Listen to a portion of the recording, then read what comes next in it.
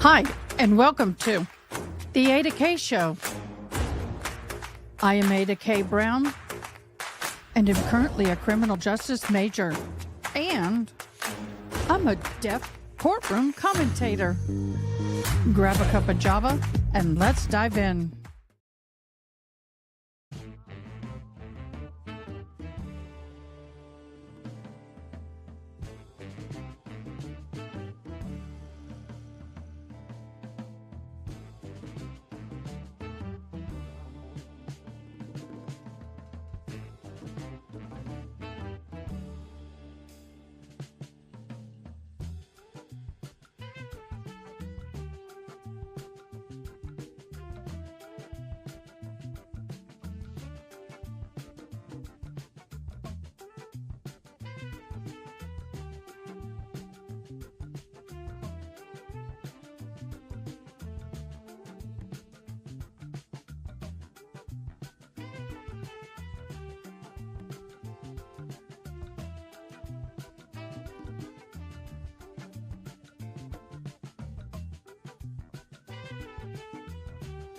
Good morning, everybody. I hope this finds you well. I want to say hello and thank you for joining us this morning. It is another day of the Karen Reed Show. Welcome, welcome. Today is day 15 of the Karen Reed trial and conclusion, I think, unless there's only one or two questions more, for Butnick. Oh my gosh. He had 3 full days and a partial. I call it 4 days on the stand. Some people are calling it 3. That's okay. And all is good. All is good. So let's do a quick recap while we're waiting to go into trial. So after 3 days on the stand, well, 3.5, Butnick is excused. I'm hoping permanently. Jackson asked him a few more questions, and was just, he ate him up. He ate him up. He ate him up. That's all I can say in some areas. Let me get to where I need to be. Sorry about that. We went through a lot of information yesterday while on the stand with Butnick. It started off with Karen Reed's vehicle and the Sally Port, and that was interesting. Last year, they presented a video as accurate and correct, and in fact, it was inverted. So the defense attorney for Karen Reed's second murder trial questioned a police investigator Monday about the behaviors of his subordinates following the death of Reed's boyfriend, John O'Keefe, Boston police officer. Prosecutor says Reed, 45, backed her SUV up and hit John O'Keefe at the age of 46 and left him to die in the snow in 2022 of January. Excuse me. There were 3 motions that were opened. Beverly Canoni called court to order. She said received all 3 motions to go over with counsel. There's a sidebar, and we get into trial. After several minutes at that sidebar, Judge Canoni instructs the jury to be brought into the courtroom. Canoni said they were trying to cut down on sidebar meetings and thanked the jurors for their patience. Like they have any choice. Do they have any choice? No, they don't have any choice. And so there you go. They had to sit through that one. So they go back into the text messages a little bit and presented some photo injuries of John O'Keefe's arm and questioned whether Butnick saw bruises on his wrist and shoulder. Butnick described what he saw in the pictures was lacerations and abrasions. Jackson then asked about the the seizure of Sharon Reed's vehicle. Allergies, y'all. He asked about the discrepancy of time of the seizure, and he said he would not take action to correct it. Okay. Jackson then brought up Butnick's supervision of fired Trooper Proctor. And let me tell you, just the thought or the word of Trooper Proctor, you could see Butnick cringe He was cringing, y'all. Sorry, my nose. He confirmed that there was a group text between Proctor himself, subordinates, and higher ups, and a photo of each one of those texts was brought up. Proctor responded to the group with a thumbs up and says, I'm going through his. Well, let me back up.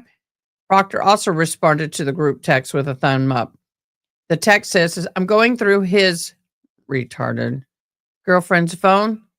Proctor also said, no nudes so far. I hate that man. I truly hate him. Proctor also texts, according to the report, referring to Yannetti's photos. Buchanan said he acknowledged Proctor's text by giving a thumbs up, that he did not agree with it, but he acknowledged it. Hello, guys. Time to do a quick run through before we get started. Buchanan confirmed he did not take any remedial action towards Proctor over the rude nude comments. Jackson asked if the nude comments were appropriate, and Buchanan agreed it was unprofessional and inappropriate. He said that the texts do not show integrity or honor. Really?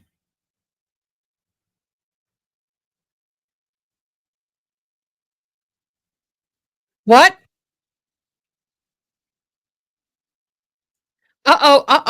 We got breaking news. Major news. Let me get over here. I don't know what it is. It's just the news media is going ape nuts all of a sudden. Let's get it going. Sir, John O'Keefe is not happening today. A court spokesperson has let us know that due to unavoidable circumstances, the trial is not happening today. So our team on the ground there is working to try to get more information and find out why. So what exactly could this mean? Does it practically mean for the sides, for the attorneys, the witnesses, all of them involved? Let's bring in our legal analyst guest, Attorney Randolph Rice. I used to head up the gang unit in the district attorney's office where he was a prosecutor for many years. Randolph, boy, this was a surprise. Everybody was ready to go, and we don't have a lot of information. Just nothing coming up. This is due to unavoidable circumstances. No trial happening today. Well, I'm not going to ask you to speculate on the reasons why. What does it do practically for? Did the air conditioning die? Are they holding a funeral? Or the lawyers, let's say the lawyers, the jurors, the people who are coming prepared to do things today, witnesses, all of that. Would you kind of take us behind the scenes as to how things be configured when something like this occurs? Yeah, this is found time, Julie. I mean, this is amazing when you hear something like this as an attorney, because when you're in the middle of a trial, let me sort of take you inside of this mindset of a lawyer during a trial. You are so exhausted. Thank you, busy. Jason. You know this from when you practice, is that it's just nonstop. To get a day break, to get some time to catch up, to maybe go back and review testimony, to think about what you're going to ask next, who you're going to call next, how you're going to answer or to ask questions of a prosecutor's witness. It is amazing when you hear something like this. Now, we don't know why, obviously, but it's just great when you hear you have a day to do some more prep or to have a break. It's great. Right. I love what you said, Randolph, how you called it found time. Well, look. You're right. As a trial attorney, it's very stressful being in trenches and trying cases. There's hardly time to eat. There's hardly time to sleep. There's hardly time for any diversion, talking to family. Any family of trial attorneys know that it's tough. It's like you're eating on the go. You're racing around.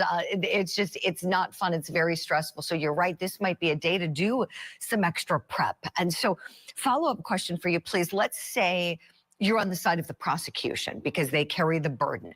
So let's say you get this found time today. What might you do with your time today if you're on the side of the Commonwealth? Well, that's tough. And like you said, Julie, and it's hard to sort of explain this unless you've gone through a very long trial. And while it may not be physically challenging, for some reason at the end of the day, you are tired. You just feel like you've run a marathon for something. It's because you were mentally on for 8 hours. So there's two things the prosecution could do. One, they could take a day of rest, which they may need. They may need that with all the different witnesses, all the sort of the constant, berating questions from the defense that they've had to sort of fight against. or they take a day to go back and they say, all right, let's review everything that we've done so far and make sure we haven't missed something, to make sure that we don't need to go back and recall somebody to fill in a hole that we missed. Points, Randolph. As always, thank you for that. Still are working to find out the reason why. So our team is there. We're in place. We were all ready to go to bring you this trial today. And so here's what we're going to do. While we work on that and getting more information as to why the court day was canceled today, let's take a look back at what came in to evidence on Monday. Here we go.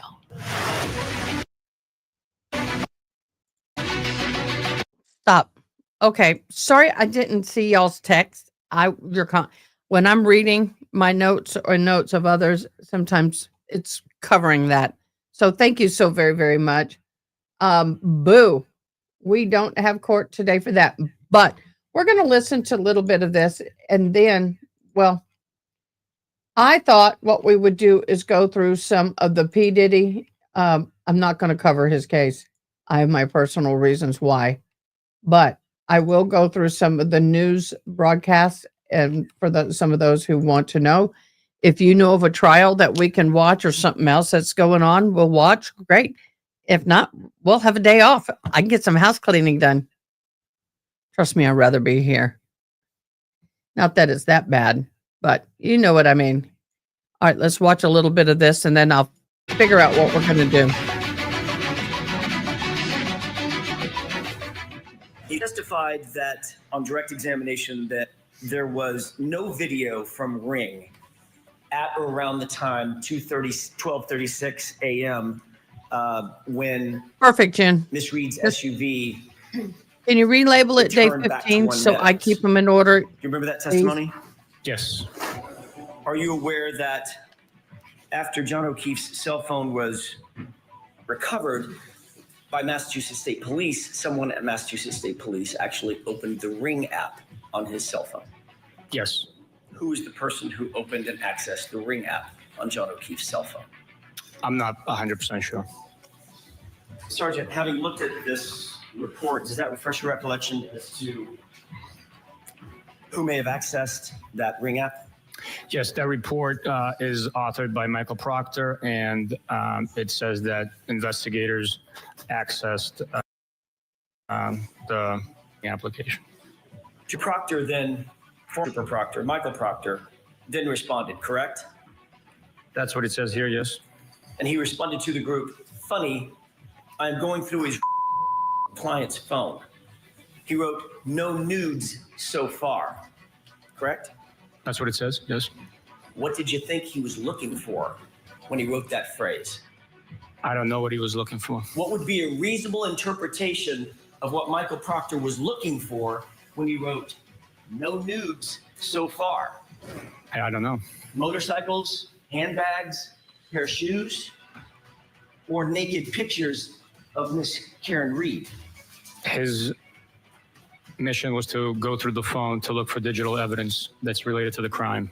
The fact that he wrote no nude so far, I cannot comment on. Do you stand by your testimony that Michael Proctor conducted himself during the course of this investigation with integrity? Yes, I do. The fact is, Sergeant, you put it in writing and you liked it, correct? I acknowledge the text message. I never saw the vile term. And you'll also agree that this video was taken before any taillight material was ever found at 34 Fairview, correct? I know that the SUV pulled into the garage, the Sally Port, at 5:35, and we were still on scene at 5:51, almost 52. So, yes, if that's timestamp before 5:51, before we left Canton PD, then yes, taillight pieces had already been found. At that point, Sorry, guys. shifted from possibly being struck with the glass that was located at the scene where he was found to him being struck by a vehicle. Why? Due to the abrasions and cuts on his right arm and the amount of force in my experience, the amount of force one would have to generate to produce the wound to his head. Had anybody in that home ever mentioned the idea of whether or not John O'Keefe went into 34 Fairview that night? No. Did you have any information whatsoever that there was any animus or animosity between Brian Higgins and John O'Keefe? No. Did you have any information that there was any animosity between Brian Albert and John O'Keefe? No. All right, so that was a look at what happened on Monday. When we come back, you're going to see an interview that I did with 3 of Officer John O'Keefe's dearest friends. As we take you to break, come to your television set and look at these billboards that have been put up all around the great Boston area to remember the person that this case is about. Sorry, guys, my 16-year hearing aids are veteran wigging of out. Boston Police Department, Officer John O'Keefe, gone far too soon. Thank you so much, June. Thank you, thank you, thank you. Killer girlfriend. She's guilty. I appreciate this so much. Thank you. Thank you. You know who did it. The Karen Reed murder retrial. Live coverage today on Court TV. Just look at that touch from Trinity Rodman. Saturday night. When she is on. Okay, guys, so we're going to watch a little bit of this. I'm lining up some things for us to watch today. There is no court today due to unforeseen circumstances. It could be something as simple as the air conditioning being out. The air conditioning finally died. So they got to hold a funeral.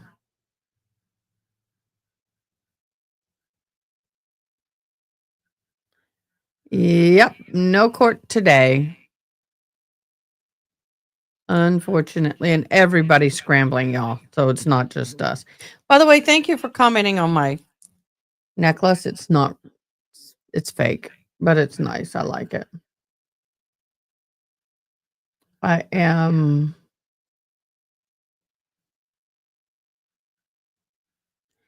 I think the Adelson, was it the Adelson? No, the Lori Vallow Daybell trial. She was denied, by the way. Oh, Ceiling Dion has died. No, not Celine. No, ceiling fan. Ceiling. I got to be careful with that. I got to be real careful with that one. I'm lining up a little bit of P. Diddy. I'm going to see where they're going to go with this. We're kind of looking to see what we can line up. Oh, the caregiver red rumor.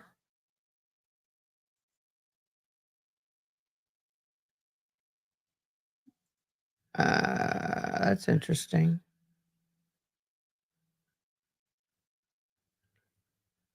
We are looking. See, one of the things that I noticed we've not gotten is the crash scene reconstructionist. The prosecution hasn't called them. I would venture to guess they may be the next witness would be them. I don't know. Let me. Oh, no. Oh, this pisses me off.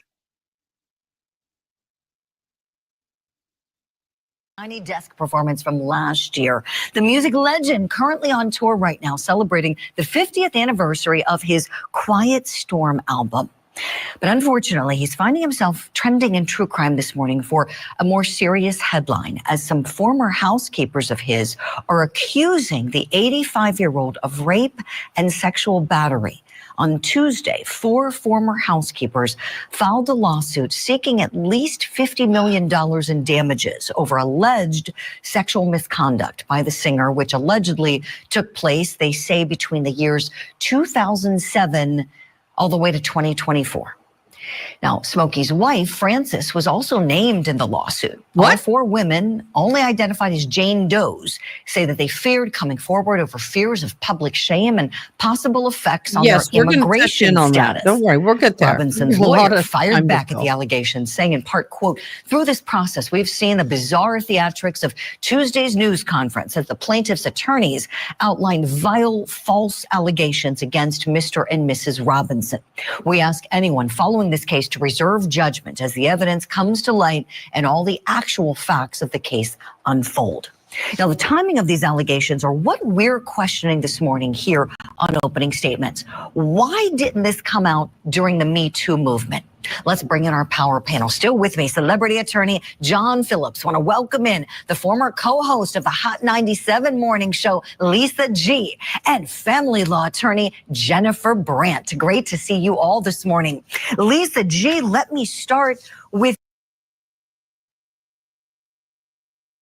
on Opening Okay, we're going to Statements hop a back few over here. weeks before I hate to the hear that about second Smokey trial in Robinson. I Dedham, really, really do. Massachusetts began. It's an interview with 3 of victim John O'Keefe. Smokey Robinson is such a good singer. It's like if you're male and you are an entertainer, you're going to get charged with this. I'm not saying it didn't happen. I'm just, wow, we got a lot of it happening. Dearest friends. Let's take a look together when they talk about this. Johnny and I grew up on the same street in a very typical suburban town outside of Boston, a town called Braintree. It's about 15 minutes away from Canton, where everything happened. But growing up, it was a pretty prototypical childhood, kind of tropey in a way, but we played in the neighborhood a lot, rode our bikes. Okay, guys, as per Ted Daniels on X, it appears the cancellation of today's testimony was a game time decision. Prosecution team is here, and several people in the courthouse told me that they just learned this as well. That is interesting because usually when you have a situation, the court will notify the attorneys on both sides prior to them arriving. So no phone calls were made. The prosecution team walks up to learn no court today. I'm shocked with that. It would be less shocking if it happened to the defense because Auntie Bev, we know how she loves her defenses. And the Karen Reed team, she just loves them so much that she would be willing to give them a heads up over the prosecution. Not. But for the prosecution to only find out about this cancellation as they arrive at the courthouse, that's odd. Maybe Auntie Bev is sick. Oh, poor baby. From nursery school all the way up through high school. We stayed close through college, where Johnny met John Jackson, also on the panel. We all became close friends, stayed friends right through the time where he was murdered. Oh my gosh. And so let's pick up where you left off. John Jackson, so you met Johnny O'Keefe in college, and what happened then next? Hey, Julie, good morning. Thank you for this too, by the way. Appreciate it. He was just an amazing man that was easy to get along with. You become lifelong friends with somebody like that pretty easily. And once you kind of got in Johnny's orbit, he kept you in close, and anybody else in his orbit kind of came in with you. So he kept us all pretty tight. He just had that kind of personality about him, and we're going to miss him tremendously. And you can see here there's some support gathering behind this, and we just want everybody to realize, some people looking at this as entertainment, and some people looking at this as some sort of way to fulfill something in themselves. Okay, in-person court has been canceled today, but there are rumors going around there may be a Zoom meeting. This could be the day that they choose to put up the children for testimony. I don't know. But at the end of the day, Johnny's not here with us anymore. For those closest to him, and for many others, we're going to miss him tremendously. And that's why we appreciate you having us on today, Julie. Most certainly, John. And then, Jackie, I know that you ended up meeting Johnny. This is after college, you know, when he's working professionally as a police officer and through a connection with your husband working in the same place. Would you walk us through that? Sure. You know, I actually knew John just from being around in South Boston, my 20s, and socially before I met my husband. And he was actually with my husband the day that we met. And, you know, since he took over being a parent to his niece and nephew, he moved to the town over from us, and we really, you know, formed a great friendship with him, and he'd give us a bunch of his, you know, hand-me-down toys and sports equipment. And, you know, we just thought that he would be somebody we'd grow old with and be friends with forever. And, you know, my husband and John worked at the same station. They saw each other almost every day.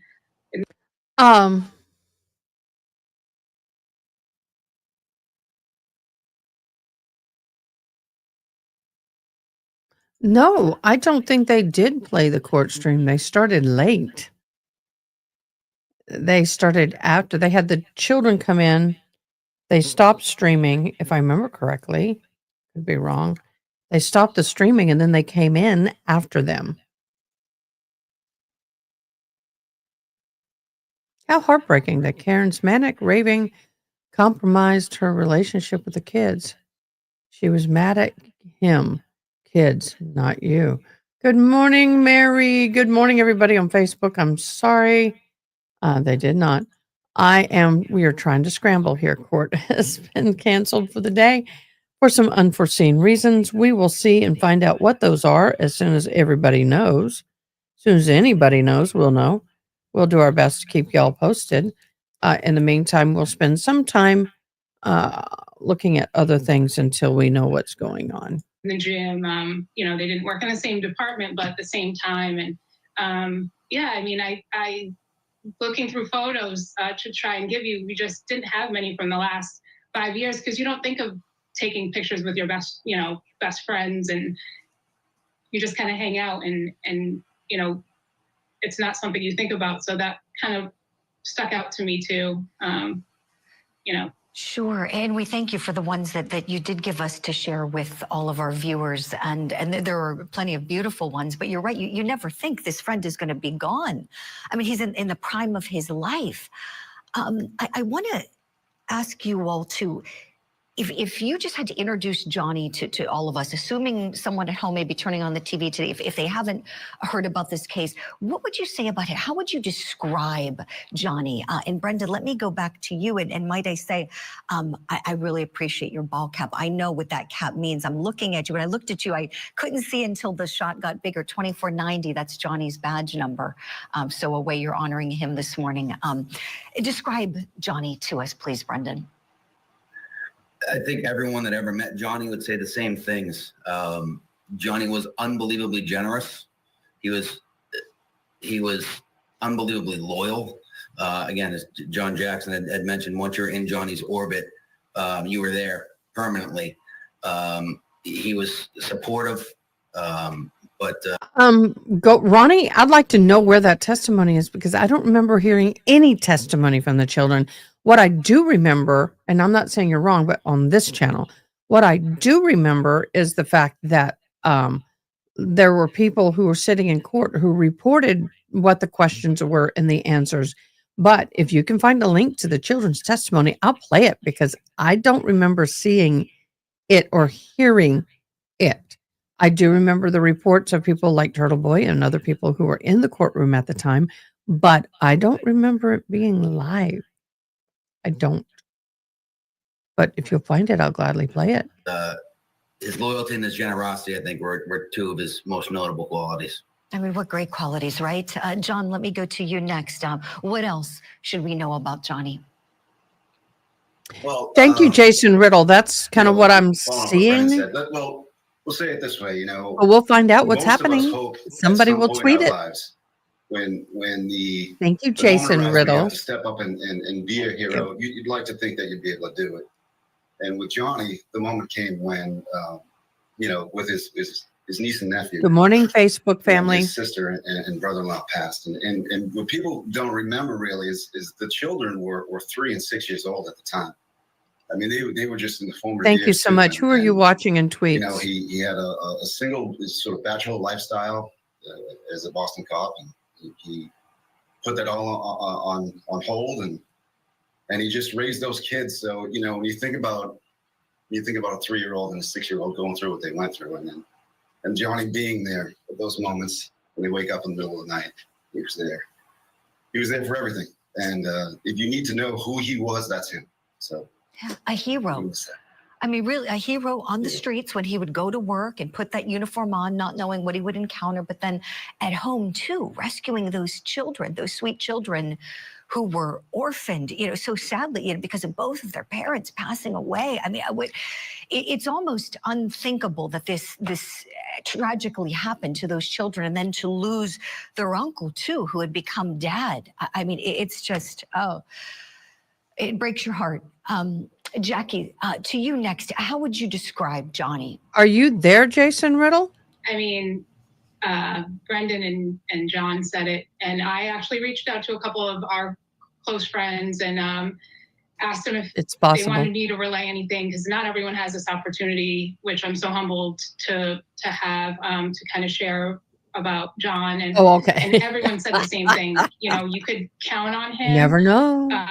He was easy to talk to. It was kind of like he made you feel comfortable. Thanks for keeping me posted. You know, speaking to him and just becoming, you know, part of his world. He stood by the people, by his friends, in good times and in bad. And what people kind of don't remember also is that around the same time that his sister passed, his best friend passed, and he took on a lot of that as well. And you know, he just never asked for anything in return. Did it quietly. Did it, you know, without question. That's just who he was. Just who he was. Wow, Jackie, I don't believe we knew that. This is news to me. So, you know, his brother-in-law, his sister both pass away. Within 30 days. Johnny steps in to be dad to the kids, and then he also loses his best friend too? It was a little bit prior to him stepping in, a couple of months prior, but another Boston police officer who is one of his best and dearest friends, and John is actually the godfather to his son. Yeah, I mean, he took on a lot there too. And he just talking to his family, and what they wanted me to convey is that he also was taking, you know, one of his fellow police officers to cancer treatment, and no one ever knew. No one ever knew. He just never would do things for his friends and never ask for anything in return. And that is just really who he was. Unbelievable guy. Just an unbelievable person. You never hear a bad word about him. That says a lot. Officer John O'Keefe, we salute you. When we come back after this break, we'll have a live report from our Court TV crime and justice correspondent, Matt Johnson, who is there in Dedham, Massachusetts, covering this trial. We'll talk about how the court date was suddenly canceled because of unavoidable circumstances. So I'm kind of just bumping around things, trying to find things for us to watch. Well, I do have some P. Diddy stuff we can watch. We also got something kind of interesting. This is a short clip. I'll play it while we're in. A juror gets 6 months in jail for causing a mistrial and lying to the judge. This may be old, but I find it interesting. So why not? While they're on break, why not? You're an indirect criminal contempt. Instruct the state of Florida to file charges against you. This juror is about to serve some serious time for forcing a mistrial. This story is crazy.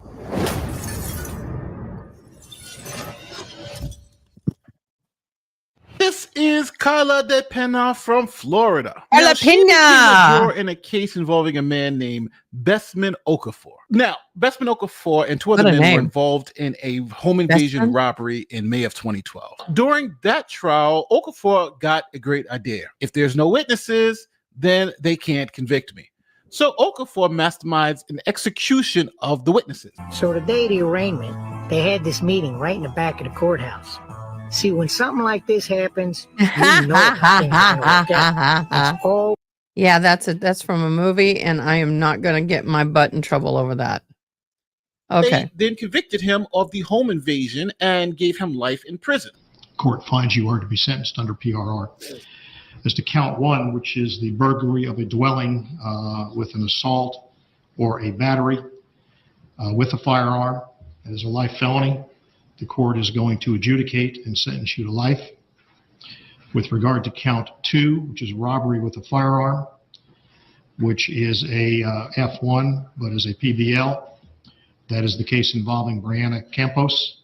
The court is going to adjudicate and sentence you to life. Now, even though Okafor was serving a life sentence already for the home invasion, the state decided to charge him again for the murder of the witnesses. This is on trial this week, charged in the 2012 killing of 19-year-old Alex Zaldivar in Ocoee. Prosecutors say it was part of a plot to silence Zaldivar and his roommates so they would not testify at a home invasion trial. Now, in 2015, Okafor was found guilty and sentenced to death by a jury. Now, that jury vote to sentence Okafor to death wasn't unanimous.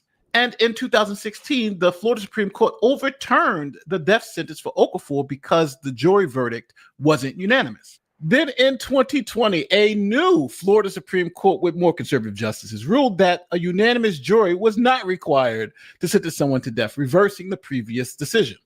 Then Governor Ron DeSantis said enough with the nonsense. He signed a law that allowed death sentences to be imposed if only 8 out of 12 jurors recommended it. Okafor was originally sentenced to death in 2015 after killing 19-year-old Alex Zaldivar, who was slated to testify against Okafor in a home invasion case. That sentence was overturned after the state Supreme Court ruled a death sentence requires a unanimous vote of jurors. Prosecutors were working to get that death sentence reinstated after a new law went into effect last April, requiring only 8 of 12 jurors to agree. So the prosecutors decided to go at it again, and 12 jurors were selected. One of those jurors was Carla De Pena. Now, Carla De Pena did not want to do jury duty. She tried everything to get out. So Carla came up with a great idea. Let me just cause a mistrial, and then guess what? All the jurors can go home. And she even told other jurors of her plans. She did not want to be on this in particular jury. She did mention that her work does not provide compensation for jury duty. Jurors testified against DePena, saying she stated multiple times her frustrations with being a juror. One juror mentioned she verbalized her intent to cause a mistrial the night before Okafor's sentencing trial was supposed to end. She was upset. She said that she needed to be at work that night. We were called back in the room, and the judge told us we were going to be sequestered for the night, explained the rules, and then we went back into the deliberation room, and she asked to speak to the judge. And before she walked out, she said she was about to make that a mistrial. So the juror walks out the room, tells the jury, I'm causing a mistrial, and then goes and tells the judge this. The jury went back to decide whether to give Okafor the death penalty, and they'd been deliberating for hours when the 26-year-old juror told a deputy she needed to talk to the judge. She then told him she'd spoken to a friend over the weekend who knew the victim and, quote, believed him to be a good person. The juror said she, quote, could no longer be fair and impartial, and that she would never be able to vote to recommend a sentence of death.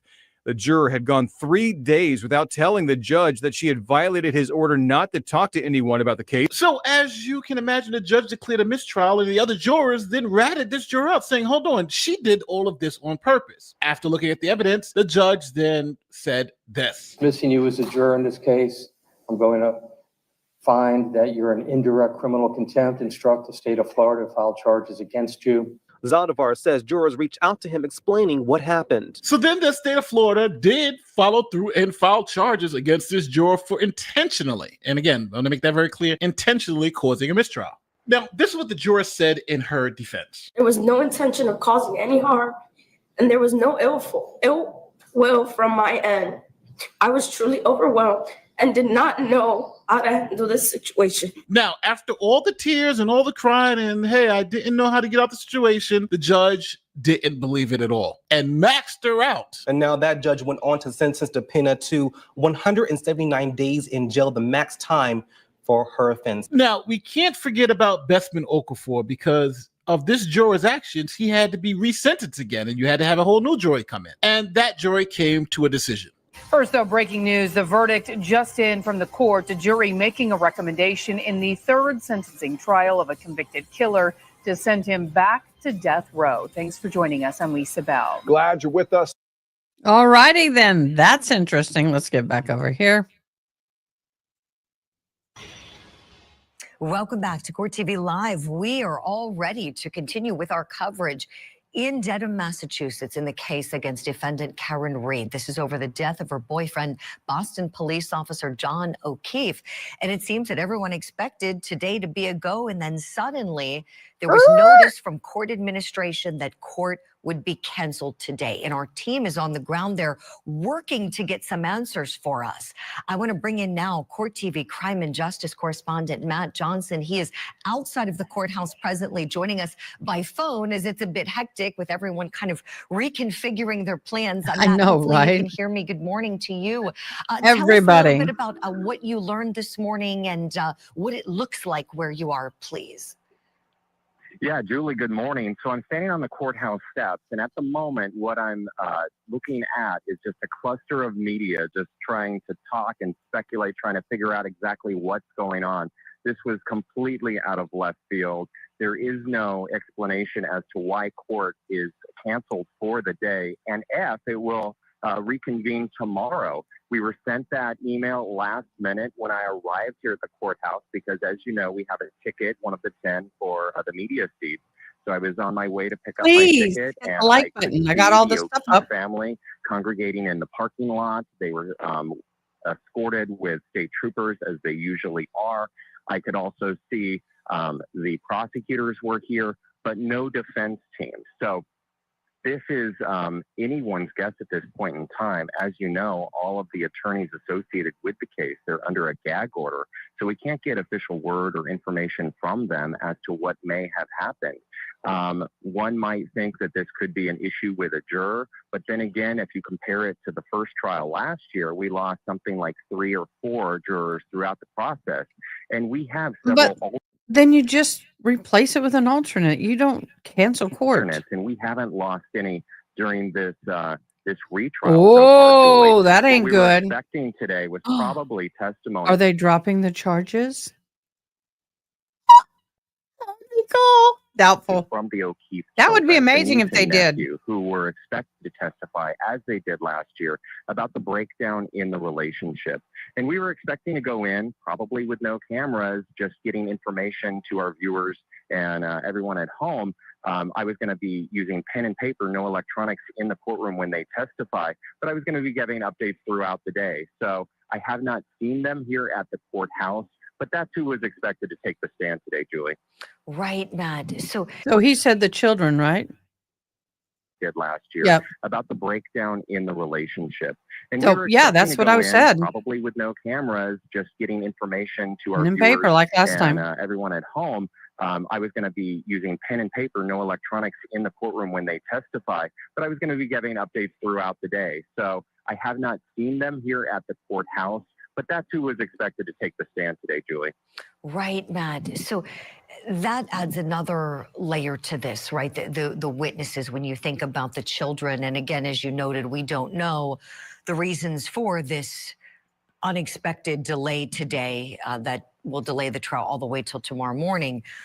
But the kids are supposed to be next up, and that's going to be quite We a won't get moment, any of I that would imagine, testimony. when they each take the stand.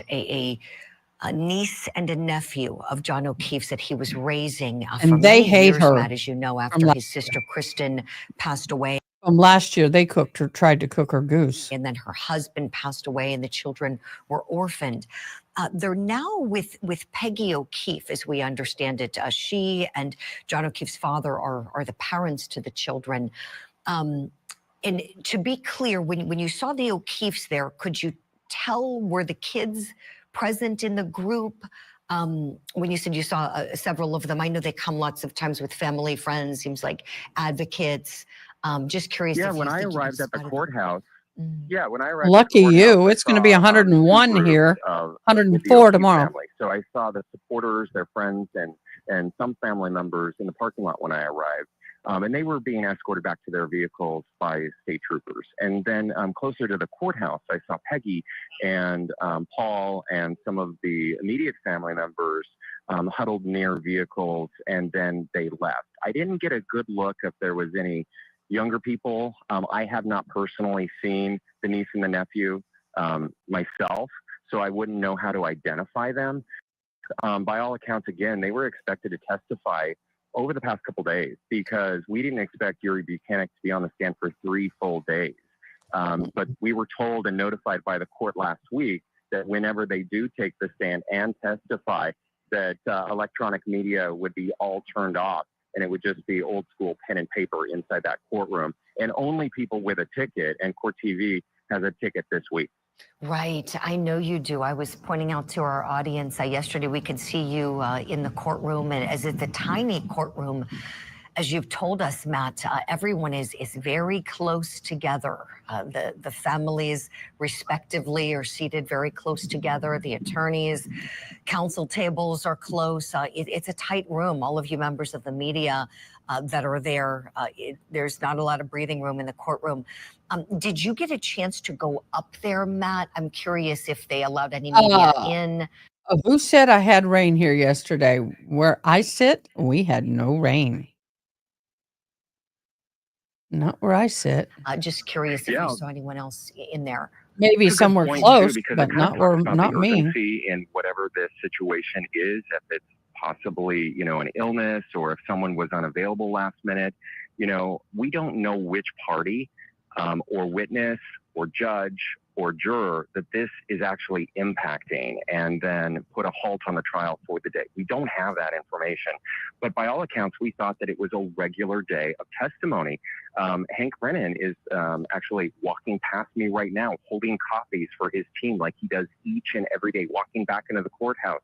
He's under a gag order, but I'll try. Any indication? You would have got me a copy? Is that what you just said? But there's no indication, right, of what's going on? He's just smiling at me. He can't answer, but we appreciate you asking, Matt. No, thank you for that. This is you never know. He may have been told he could say that. Walking by you with the coffees for his team. They sure deserve coffees. This is quite a trial. Do we have any? Everyone works late night.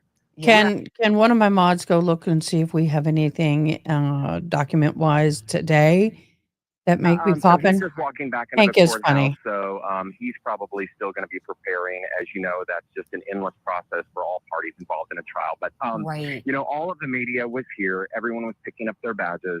The O'Keefe family was all present. They were ready to go in the courtroom as soon as the jury arrived. We have state troopers in full force out here on bicycles and on foot. We also have an additional van that's being used this trial to detain anyone that violates any rules. Everybody is here that you would normally see at this time, except we don't normally see the judge and we don't always see the defendant until they pull up. And they did not pull up, according to everyone that I've talked to that got here before me. So that's also interesting, too. It kind of makes you wonder if the delay could have anything to do with any member of the team or the defendant herself. Matt, did you see any of her family members? We know Karen Reed's parents are there every day. Her brother is there every day. Did you see any of them? I saw some of the people that are seated in her part of the gallery. I did not see immediate family members such as Bill or Janet Reed, her parents. They usually travel in tandem or in the car with them sometimes. Where I'm looking, if you got it, if anybody's got a suggestion of a trial to watch live today, let me know. I'm happy to switch. Gotcha. So that could perhaps be a clue. Again, court administration didn't let any of the media know why. We're just giving our best educated guesses to assess. We know, as you told us, Matt, the O'Keefe family, they're present and all of their supporters. And we know Karen Reed's family members, the immediate family members at least, did not arrive at the courthouse as they typically do, and neither did her legal team. Did you happen to see Judge Cannoni, Matt? I'm curious, was she on the bench handling anything else when you popped in?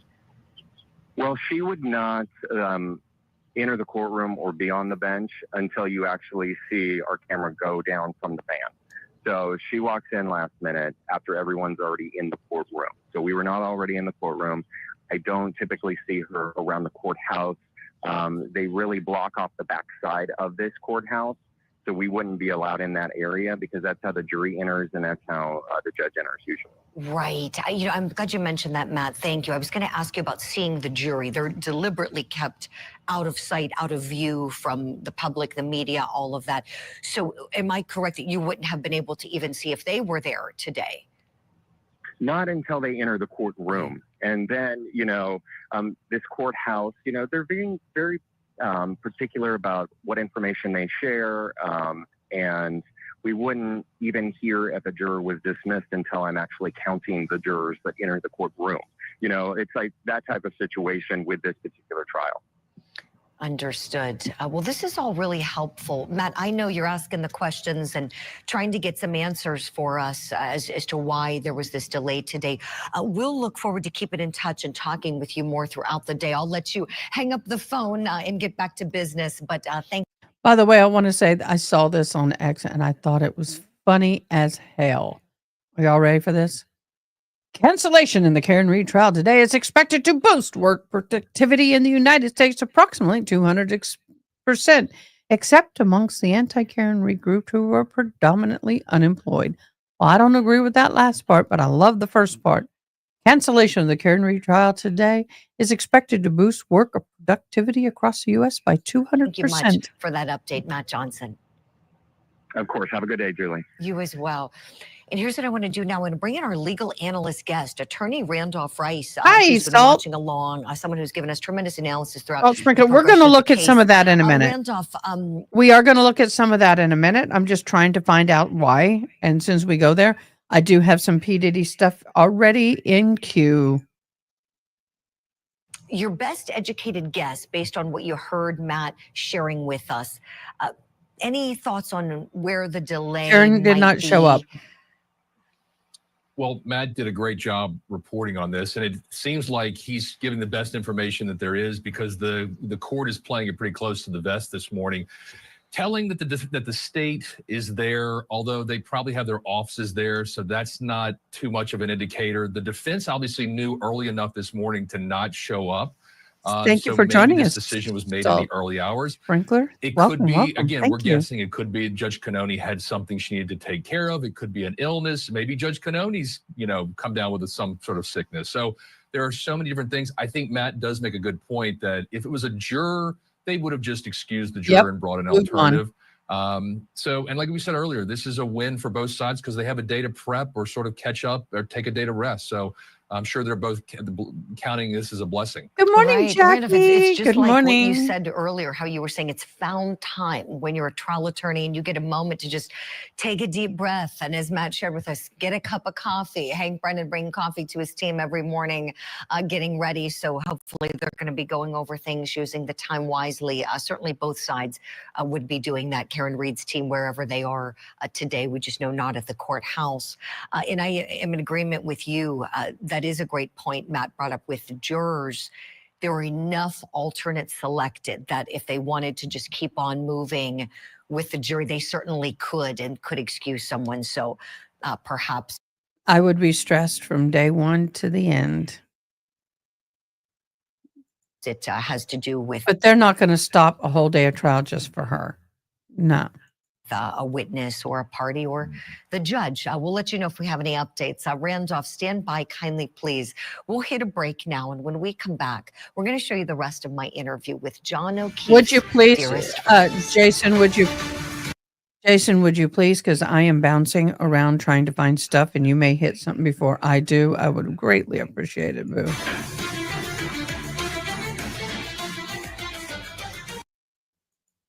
reprehensible, violent behavior. This is a live look outside of the courthouse right now. Big lines today to get in and get a seat to watch this historic case. It's not every day you've got a music icon on trial and being accused of reprehensible, violent behavior. And today may arguably be the biggest day of this case, as The testimony of the male escort should wrap up this morning. The next witness expected should be Cassie Ventura, Diddy's longtime girlfriend, his artist, his protege, and the person who largely was the catalyst for the federal investigation by the Department of Homeland Security, as it was her lawsuit filed back in November of 2023 that spawned what would be to come. And that was the big investigation, the raid on his home, and then the federal I do too, charging. actually. He's looking at a possibility of life in I've been there. prison I've been the if wife. he's convicted of racketeering. That is the allegation. I'm sorry you know, Mary. I've been the wife of somebody on a high-profile case. Sucks. And it's tough. Any family member who's been in that position is His tough. defense team says that he was engaging in consensual sexual conduct, and at worst, they say he's a batterer. At worst, they admit that he did assault Cassie, but they pointed out to the jury that he's not on trial for assault. The charges are different. They are sex trafficking, transportation to engage in prostitution, and racketeering, alleging that he used his business as a way to engage in illegal crimes. We'll keep our eyes on the courtroom and let you know what comes from the testimony this morning from that former What? escort. Breaking news. Karen Reed has agreed to turn state witness against Sean McDough, a.k.a. Eli Jeff, as he's been revealed to be the true mastermind behind everything. They apparently waterboarded her, demanding that she give her McDowell. What? McDowell, she could go free after 2 years of protecting him. Karen finally decided to give him up. What? What? Let's read that. What? Karen Reed is agreed to turn state's witness against Sean McDough, a.k.a. Who is he? Ella Jeff has been revealed to be the true mastermind behind everything. Huh? I'm at a loss. Y'all help me out here. I'm Googling. Who is Sean McDough?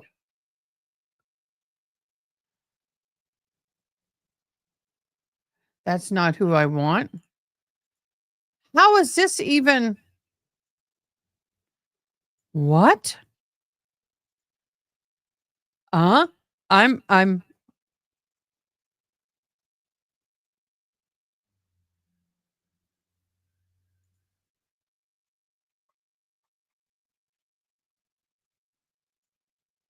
Shaman will not be the other guy. The first question asked Ella, tell me, have you ever conducted a homicide investigation without requesting assistance of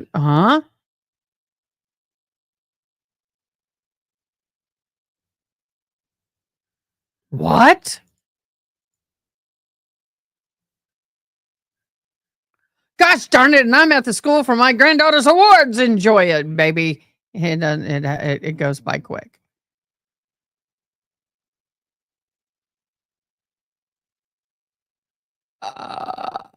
I can't play these shows because I don't want to get a copyright.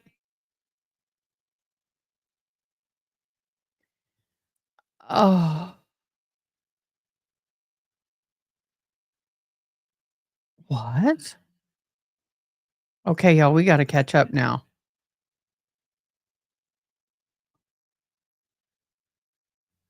Well, a reliable source that says that Karen Reed is sick. PD is affirming. Well, and if she is sick, I feel for her, boo. I really, really do. But why would this be coming out from a reliable source or semi-reliable source? Karen Reed agreed to turn state witness against Sean McDough, a.k.a. Ella Jeffy, as he's been revealed to be the true mastermind behind everything. They apparently waterboarded her, Karen Reed, demanding that she give us McDough and she could go free. After 2 years of protecting him, Karen finally decided to give him up. What?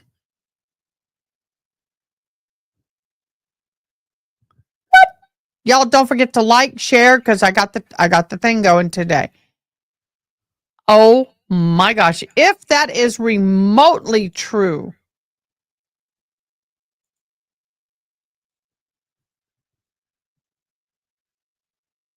Remotely true. I'm trying to just get a picture of this dude. Oh, my phone is blowing up. Why is my phone blowing up?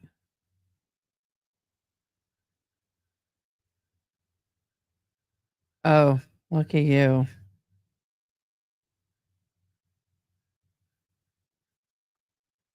Swing by on your way home.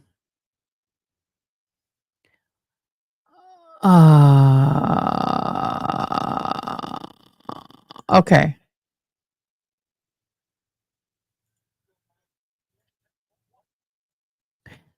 All right, guys.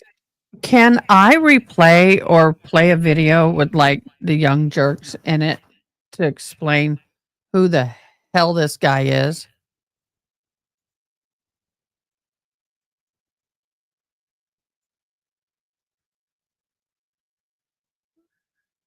There's an interview with him, and I want to see if we can play it. Am I allowed to do that?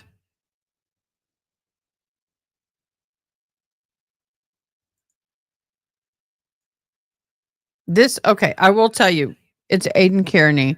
If this is true, that's why it's semi-credible. But here, I'll copy and paste it in chat. Oh, I can't do all of it. I wish we could do longer chats.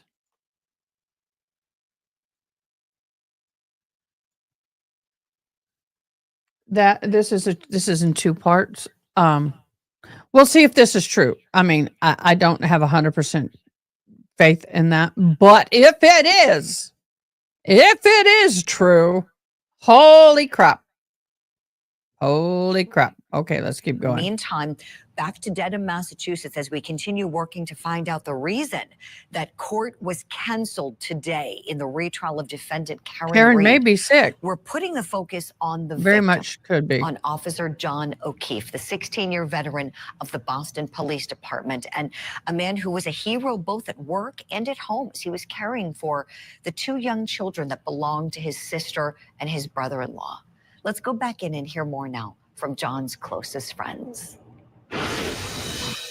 He would always crack jokes, and a couple friends who I'd reached out to said, he loved golf tournaments, and he'd unclip people's bags so that it would fall out, and he'd always get a quick little laugh, and the people he's left behind, his niece and nephew, and also Paul and Aaron's children, Reese and Ryan. They've lost a really great uncle who was fun and silly. Good afternoon, and, Lady Jane. Like, that's the kind of stuff that I miss It's an the interesting most. day. Is just his little walk, and he had a bounce to his step, and just having fun, and always had fun when he was around, really. Mm-hmm. He seems that way. He seems that way, that, would like to, enjoy life, have so much fun as he could. But then also you see how just responsible he was, and how he knew when to be serious, when to have a good time, huh? John, let me go to you next, please. Johnny's legacy, what is it? Sure. Jackie's making me laugh here with some of the things, Okay, what we're going to do is I'm going to hop on over to P. Diddy real quick. We'll keep an eye on this. We've already seen some of this, and so I prefer not to keep watching the same thing.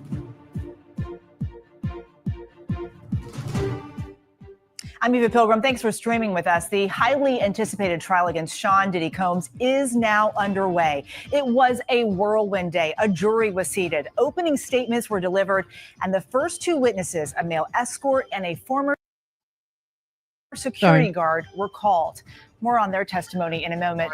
There are no cameras allowed in court, but our ABC News team was inside watching, listening to it all. Prosecutors didn't hold back, laying out the government's Say case that against one again? of the I'm biggest sorry. names in entertainment.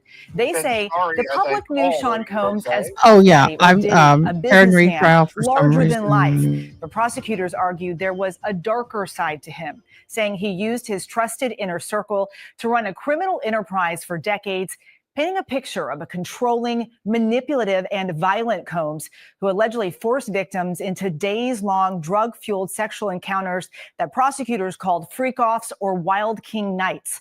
The defense argued Combs is a complicated man, but said this is not a complicated case. His lawyer pointing to that disturbing video of Combs dragging and kicking then-girlfriend Cassie Ventura, admitting it shows domestic violence, but arguing it is not evidence of sex trafficking. Sitting behind Combs today. Okay, I will have to say the same. I am not into this case. We will watch just a little bit just for everybody. I'm trying to give information for all who are interested. So, Lady Jane, don't leave. We're not going to stay on this all day. We're just going to hop. But I really struggle as a person who's a survivor of ST. I literally am a survivor of ST, and I really struggle with representing cases like this on my channel. I won't watch the whole trial. I don't mind doing small reports of it, but I'm not going to sit and go through a trial when I've done it myself as a victim, and I just can't.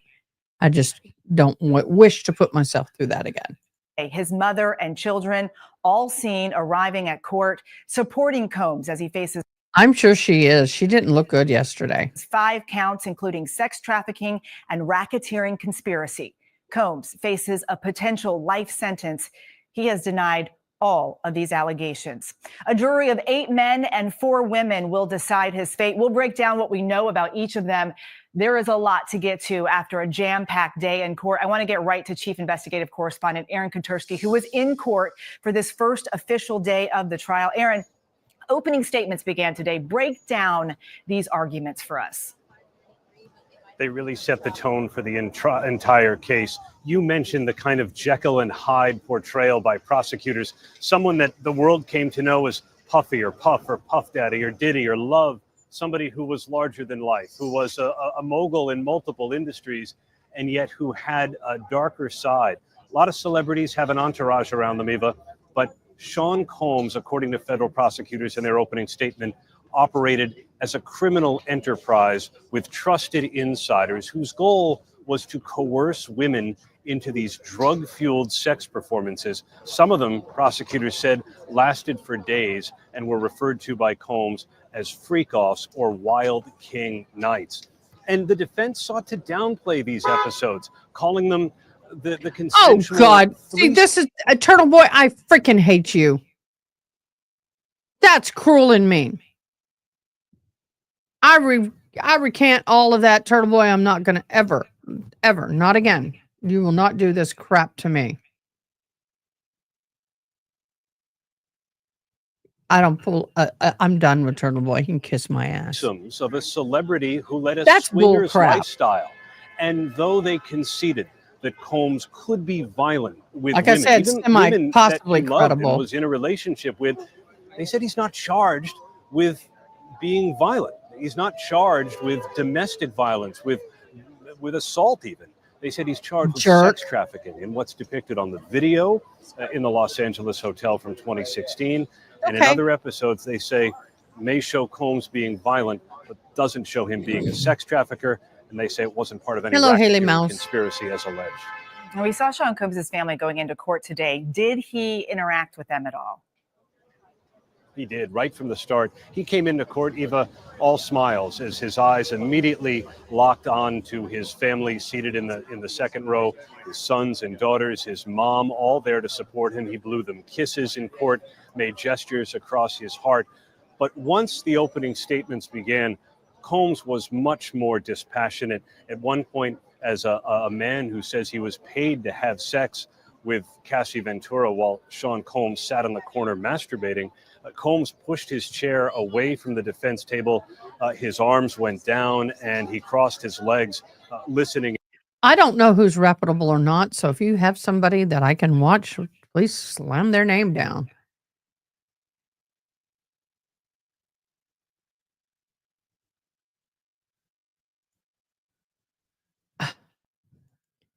Look, I understand he's. Oh, never mind. I won't. I'm not even going to give him the time of day for my breath. I'm not going to do it. Find out the reason that I court don't was want to listen to canceled any more for P. Diddy, today guys. I in don't the want to trial hear of about defendant self Karen pleasuring Reed. and We know that watching. court No, not administration going to in do it. Norfolk County sent out an email to members of the media. We received it here at Court TV saying that the trial will not be taking place today because of unavoidable circumstances. Unavoidable circumstances. We don't know Hello, what those County Girl circumstances 15. are. Hadn't seen you in Our a while, team is love. on the ground. Welcome, We're welcome all ready to go aboard. today, and we're working to get some answers as to why. Just a couple of moments ago, we caught Special Prosecutor Hank Brennan at the courthouse. We have a quick clip to show you now. Try to enjoy the day. Beautiful out. Have a good day, guys. Okay, so there is a gag order. Hank Brennan is not being deliberately evasive. There is a gag order on this case that applies to the attorneys. How I wish that gag order would have been in place for the first trial and all of the proceedings before the second trial, but very, very late in the stages ahead of trial number 2, the judge decided to impose it. So all the attorneys cannot talk to the media about the case. They can't answer any questions about it. Karen Reed is not gagged. That's why we see her talking just about every day. But Hank Brennan giving just the polite answer that he can give and enjoy the day, you know, hello, smiles, take care, that sort of thing. All of that is perfectly proper. He's there. The defense team is not. Our Matt Johnson spoke with us just a short time ago from outside of the courthouse. And Cali Girl, someone got a ring on it. Someone got a ring put on he it. saw the O'Keefe family said yes. there. He saw the prosecution team there. Did not see Karen Reed or her team there. Infer what you will from that. Let's talk about it. I want to bring in our guest in the studio. So happy to have with me domestic violence expert and former law enforcement officer Claudia King here with us. Claudia, welcome back in. And when you've been in trial many times and sat through this, sometimes delays happen. And based on what we know so far, that the O'Keefe showed up. They were there. We know that the prosecutors were there. We know the defense team not there. Does it make you think that the delay could be involving something with the defense team? It absolutely does. And it even made me wonder, is it something with Karen Reed? We know that she has a chronic illness and stress does often cause those to flare. So is she having a flare that has made her unable to get to court? Sure. Possibly. That's a really, really smart, fair point. You never know. And look, judges understand it. Everybody's human. We all have things we deal with. If it is health reasons, certainly the court would be understanding of that. And regardless of what position you're in, prosecutor or defendant, everybody gets treated equally. So who knows? But when I'm hearing that they weren't there and her parents weren't there either, and they're always there, that made me think, okay, if I had to guess, I would guess it's originating with the defense team. Okay, so that being said, our team is working. Thought about a honeymoon? I can barely wrap my head around the wedding day yet. It just happened last weekend. Well, tomorrow will be 2 weeks ago, and we've got less than 90 days to put a wedding together. I would love a cruise, but I've never been on a cruise, so I don't know. We'll get there. Oh, we may have to delay it because we're trying to buy a house that I'm living in, and it's like VA loans and bringing together 2 households. It's a lot to get done in 90 days, to try y'all. to get some more answers. Can I ask you about the gag order, please? Because Claudia, this has bothered me for such a. Here, I will show it if I didn't delete it. I don't think I did. There we go. I said yes. I put a ring on it. I mean, he put a ring on it. I said yes. Y'all want that way y'all know who my I boo would is. love your thoughts on this. Do you think that is it too late Yes.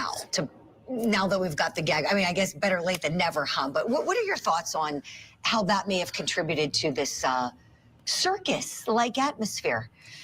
Circus is absolutely the right word. And I agree with you. I don't know why they didn't do this from the start, because the first trial was a complete circus, especially when it came to Karen and her attorneys talking to the media every single day.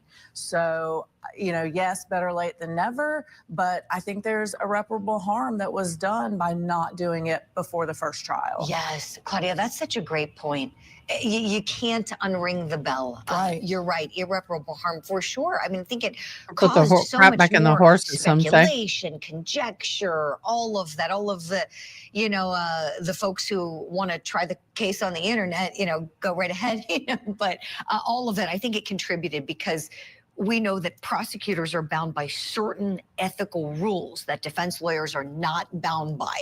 So this is not just in the Reed cases. In every case, prosecutors are held to a higher standard. So that's why you don't see them running to cameras. They can't. They can't. But private defense lawyers, you will see, do that all the time. You won't see public defenders do it, but private lawyers like these, they do it.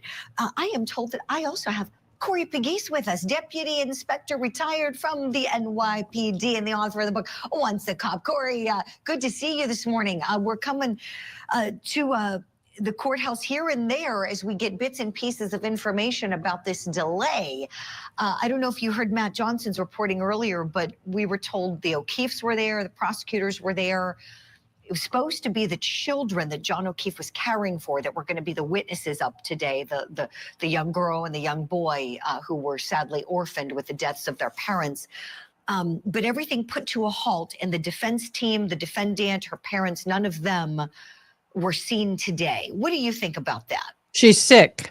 Yeah, I was shocked when I saw I was hearing a report from Matt Johnson. Well, listen, the only thing I could think of was something really bad happened. The Reeds are not there, so maybe somebody got sick. Let's just hope it's not something tragic. It's, I don't know. Right. I'm just worried because there's not even a leak yet. Court TV, Matt gets all the leaks. If somebody leaks something to us, please. No, I'm kidding. Yes, so that's what I think is something. Sure. I don't know. Let's just cross our fingers and hope that everything is okay. Yeah, that everybody's well. No, I appreciate you saying that. Of course, we want everyone to be healthy and well, and hope that if it's an emergency, hopefully it's one that can be handled and handled quickly and safely for everybody. Let's do this. I have a clip I would love for you both to assess, as you both have served in law enforcement. And the members of law enforcement who worked on this case are being scrutinized, their every move under the microscope. Let's look back at testimony from Trooper Paul Gallagher. And the portion we're about to play is from his cross-examination. Here we go. You know Brian Higgins. I do. How do you know him? Brian Higgins is a special agent with the ATF. How long have you known him?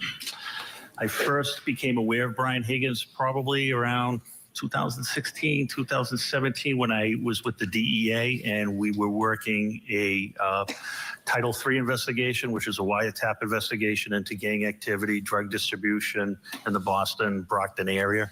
I never had any personal contact with him at that time. He was just an agent in the group I was working for. Ultimately, did that professional relationship seep into more of a personal relationship as well? It did. So I think Didn't think about that. That'd be 2018 cool. or 2019, the ATF Is that where Harry Potter World is? had a satellite office at Canton PD, and he was one of the special agents that was assigned. Yes. So he actually officed in the Possible brick and mortar location of Canton PD. Yes, he did. And did he maintain that office all the way through January of 2022? He did, yes. And during the course of your interaction with Mr. Higgins, did you become friendly with Mr. Higgins? I've become friendly with Mr. Higgins, yes. Most of my coworkers I'm friendly with. Is it safe to say that you socialized at times with Mr. Higgins? I have, yes. Okay. You've shared cocktails with Mr. Higgins? Yes. Shared meals with Mr. Higgins? Yes. Okay. So it is safe to say that you have both a professional and a personal relationship with Mr. Higgins? Yes, I do. And you consider him a good friend? Yes, I do. You were aware, Mr. Gallagher, that he was at Proctor will 34th not Fairview be testifying. on January 20. Proctor's not going to testify, at least for the prosecution. He can be called for the defense, though. The reason why not for the prosecution, because Butnick just spent 3.5 days on the witness stand. They say 3 days. It was more than that. He was there for 4 total, but 3.5 days on the, or 3.25 on the witness stand, and did a lot of testifying. I hate to say it, but on behalf of Trooper Proctor, in a lot of roundabout ways. But every time he said Trooper Proctor, he swallowed. He would swallowed hard. He did not like talking about Proctor. Those early morning hours during the course of the time when John I O'Keefe wish! went to 34 Fairview. I'm sorry, can you Yes, repeat she that? will. You're aware that Mr. Higgins was at 34 Fairview. I in believe the you're right home on that. I at the believe he time would too. That John O'Keefe went to 34 Fairview on January 29th, 2022. By the time I became aware of it was afterwards, yes. Okay. That's what I mean. I know you weren't aware of it at the moment, but you became aware of it. Later on, yes. Okay. When did you become aware of it? I'm not sure. It was after we were, I'm not really sure. It was during the time that you were dispatched over to Brian Albert's house to I wouldn't put them on the ultimately stand. either begin the investigation or go into the home with Sergeant Lank and interview with people there, correct? No, that wasn't the time, no. Didn't you say in a report to Lieutenant Tully that when you went over to Brian Albert's house, that Brian Higgins was not there?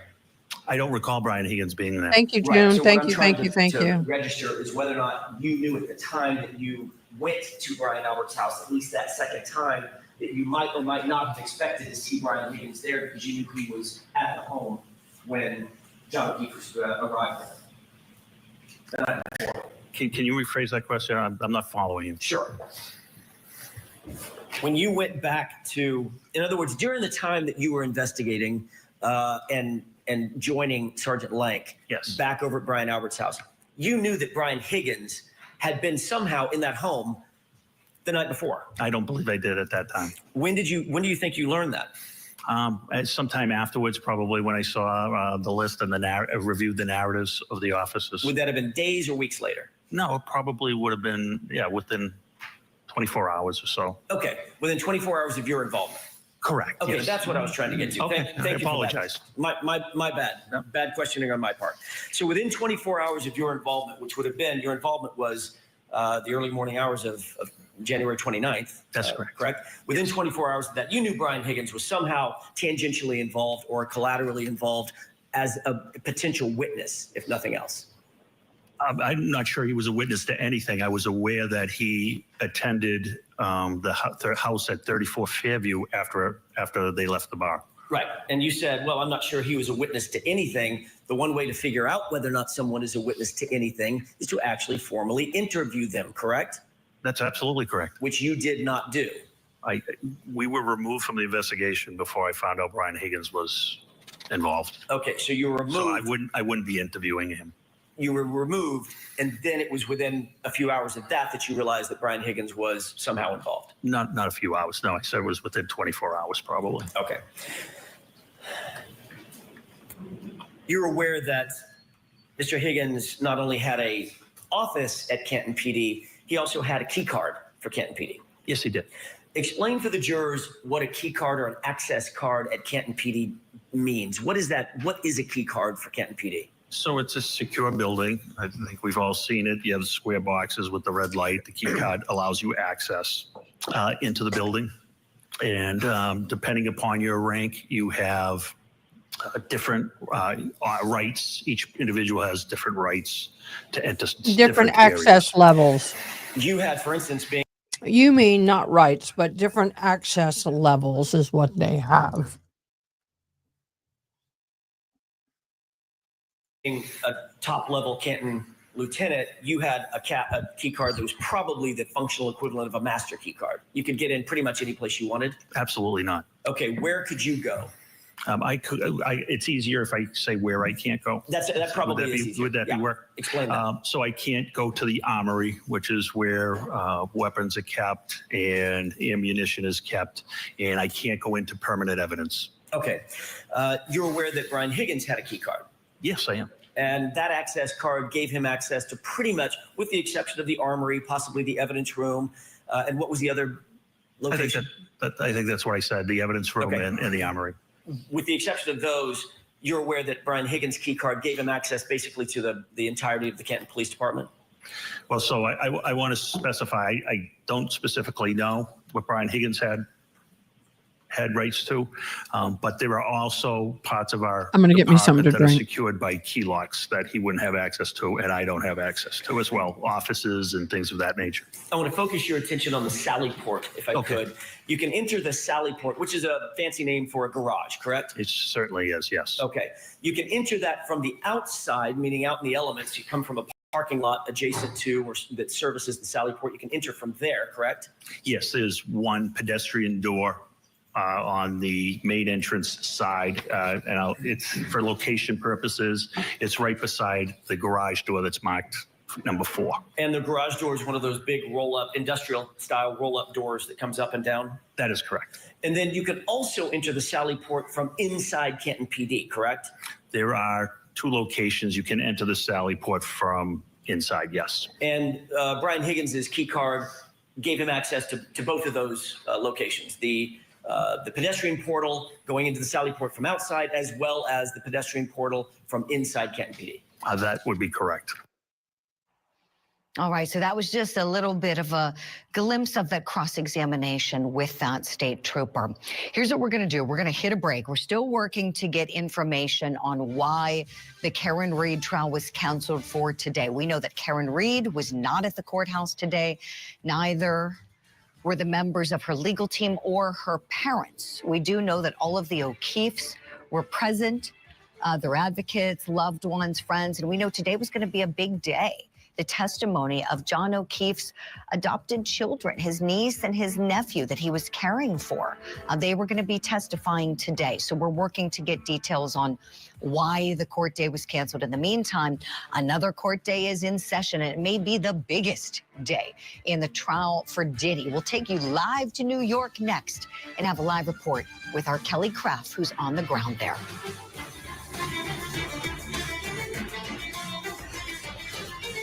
Is Karen Reed a killer girlfriend? She's guilty. Or the scapegoat in an elaborate cover-up? Karen Reed was brave. Karen Reed is accused of murdering her police officer boyfriend. Defendant stated repeatedly, I hit him, I hit him. She may end up taking the stand. Her first trial ended with a... Okay, guys. We're going to just catch up. Okay, tweet y'all. I tweeted y'all. I'll let you know if I hear anything else. I tweeted y'all. Where did you tweet us? Are you in our X? Because I'm not live on our X or Twitter.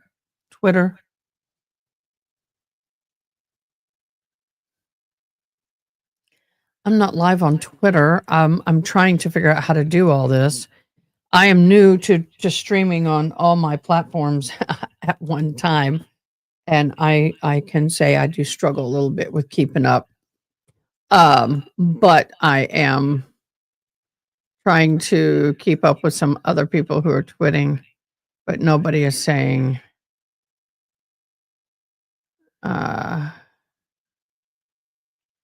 so I have no idea on that.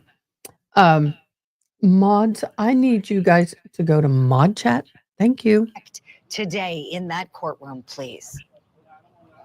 Well, good morning to you, Julie. The Karen Reed case may not be happening, but it certainly is happening here in New York City for the continuation of the Sean Diddy Combs trial. The criminal trial, the government has brought the charges against Sean Diddy Combs, the hip-hop mogul, outside the courthouse here. Crazy as usual, just like yesterday. Julie, what took place this morning? So court proceedings got underway at 9:30 a.m. There were some arguments outside the presence of the jury. One of those, a win for the defense, because the defense is now able to bring in some text messages between Cassie Ventura, who is the government's star witness, some text between her and Sean Diddy Combs, in which she is telling Combs about a bar fight that she got into while she was in Connecticut visiting her family. So Combs was not present, but what the state was arguing is that these texts would be more prejudicial to the victim in this case, saying that, they they put forth this theory and talked about how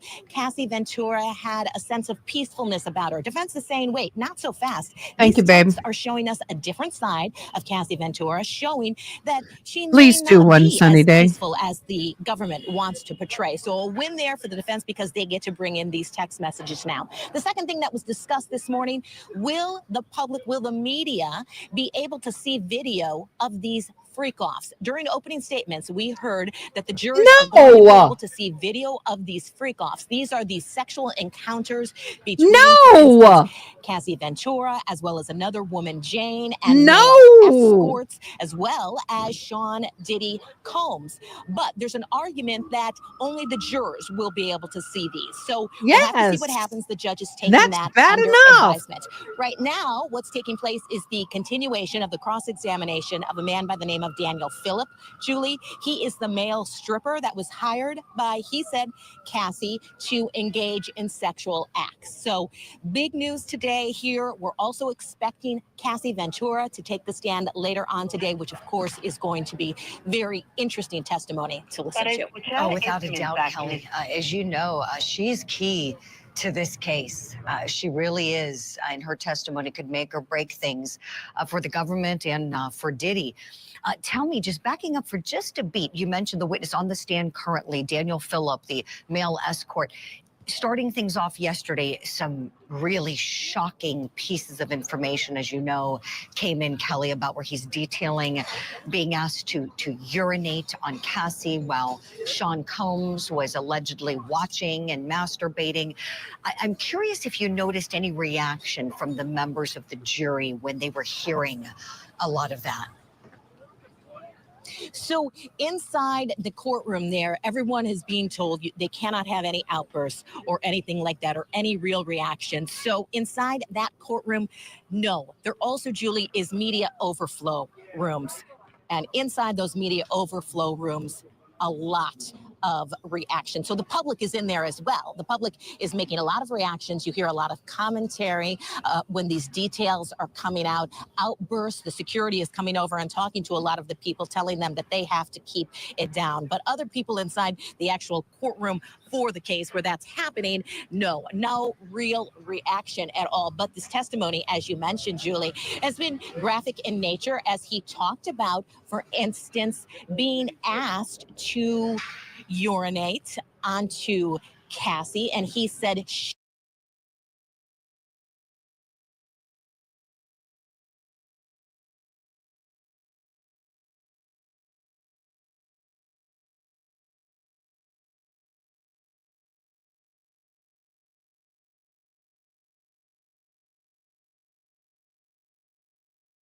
I'm saying a bunch of bad stuff under my mouth.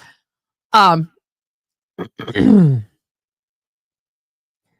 not going to put that out there. There's no need. I know I was muted, Cali Girl, because I was saying some really bad stuff. And sometimes when I say some really bad stuff, I mute myself just so I feel better. As a survivor, I refuse to put that information out there. I don't mind there being court cases. I don't mind certain things, but I am not going to sit here on my channel and listen to the things that I've experienced again and again and again. All I can tell you is that when it comes to P. Diddy, he is a product of his environment. Not saying he's innocent by any means, but in the early years, he was taught this behavior. It was mirrored. It was exhibited. He is not the first or will be the last of these style performers who do these styles of parties. And it is a shame. It is demeaning to women and men. It is horrifying that the music industry has turned their heads to these events. They know darn well what's going on. They know how this stuff works. And in fact, a lot of the managers of these stars, performers, are the ones who help set up these damn events. They are the ones that help hire the entertainment for said events. And I say entertainment for these events extremely loosely. That's right. And one thing that people don't realize is that these parties they have a party after the concert. Some people call them afterglows. But these parties after these concerts, a lot of the movie stars and other people will show up and go to them because it's a place to be seen. But the inappropriate intimate behavior is the after party. And a lot of those people are not there for that. And if they are, they're there willingly and knowingly, and they participate. I know way too much of this personally it would make your toenails curl if you knew what really went on at these events. And I have to say, a lot of times, I'm not saying P. Diddy is one of them. I knew him as Puff Daddy. I said I knew him as Puff Daddy. A lot of times, these men are not the ones who are throwing these events, and it is to entertain their entourage and to keep people happy, and is what is expected. And then they become a product of the environment.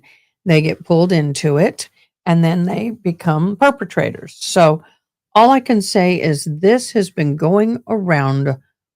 This has been happening. You think now, the 50s and 60s, they had this stuff going on, just at a different level.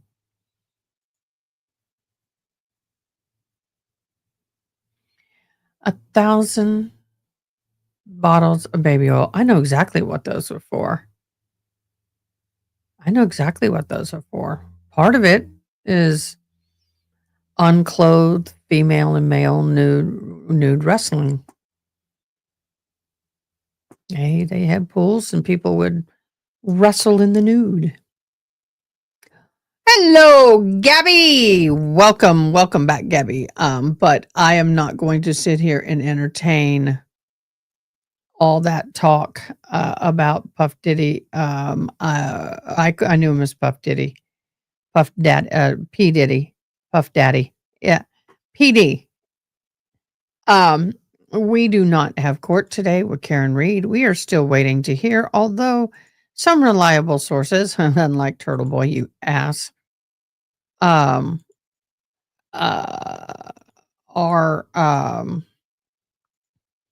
saying that Miss Karen Reed is ill today and unable to attend court. Court has been canceled. 11 o'clock their time, 10 o'clock our time. There will be a Zoomed meeting. And then after that, I'm waiting to see what is announced. Once we have that announcement, we may end the live for today unless we can find something else to watch. So if anybody has any other information, Gabby, your wife, Haley.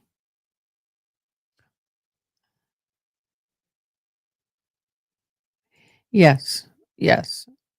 And unfortunately, as a survivor ST, I do know a lot about these parties, and I am not going to entertain them at all. So I'm waiting to watch them get back. Okay, thank you so much, Jason. We are waiting for that. Let's play this. Now for what's tipping the scales, a face-off of sorts in an Ohio courtroom as a father appeared for allegedly killing a deputy. This after police shot and killed the suspect's son just one day earlier. Retired Deputy Larry Henderson had nothing to do with the shooting death of Ryan Hinton. But authorities say that Ryan's father struck and killed the deputy in what could be an act of revenge. More now from Scripps News Cincinnati. We're going to go right now. Just do some right now. As Rodney Hinton Jr. was brought before the judge for a bond hearing, things grew tense with this moment that brought everything to a standstill. A man who appeared to know Hinton tried speaking with him through the glass, prompting law enforcement to throw him out of the courtroom. I cannot recall a case that I've ever seen like this. The judge ordered Hinton to remain in custody at the Claremont County Jail without bond.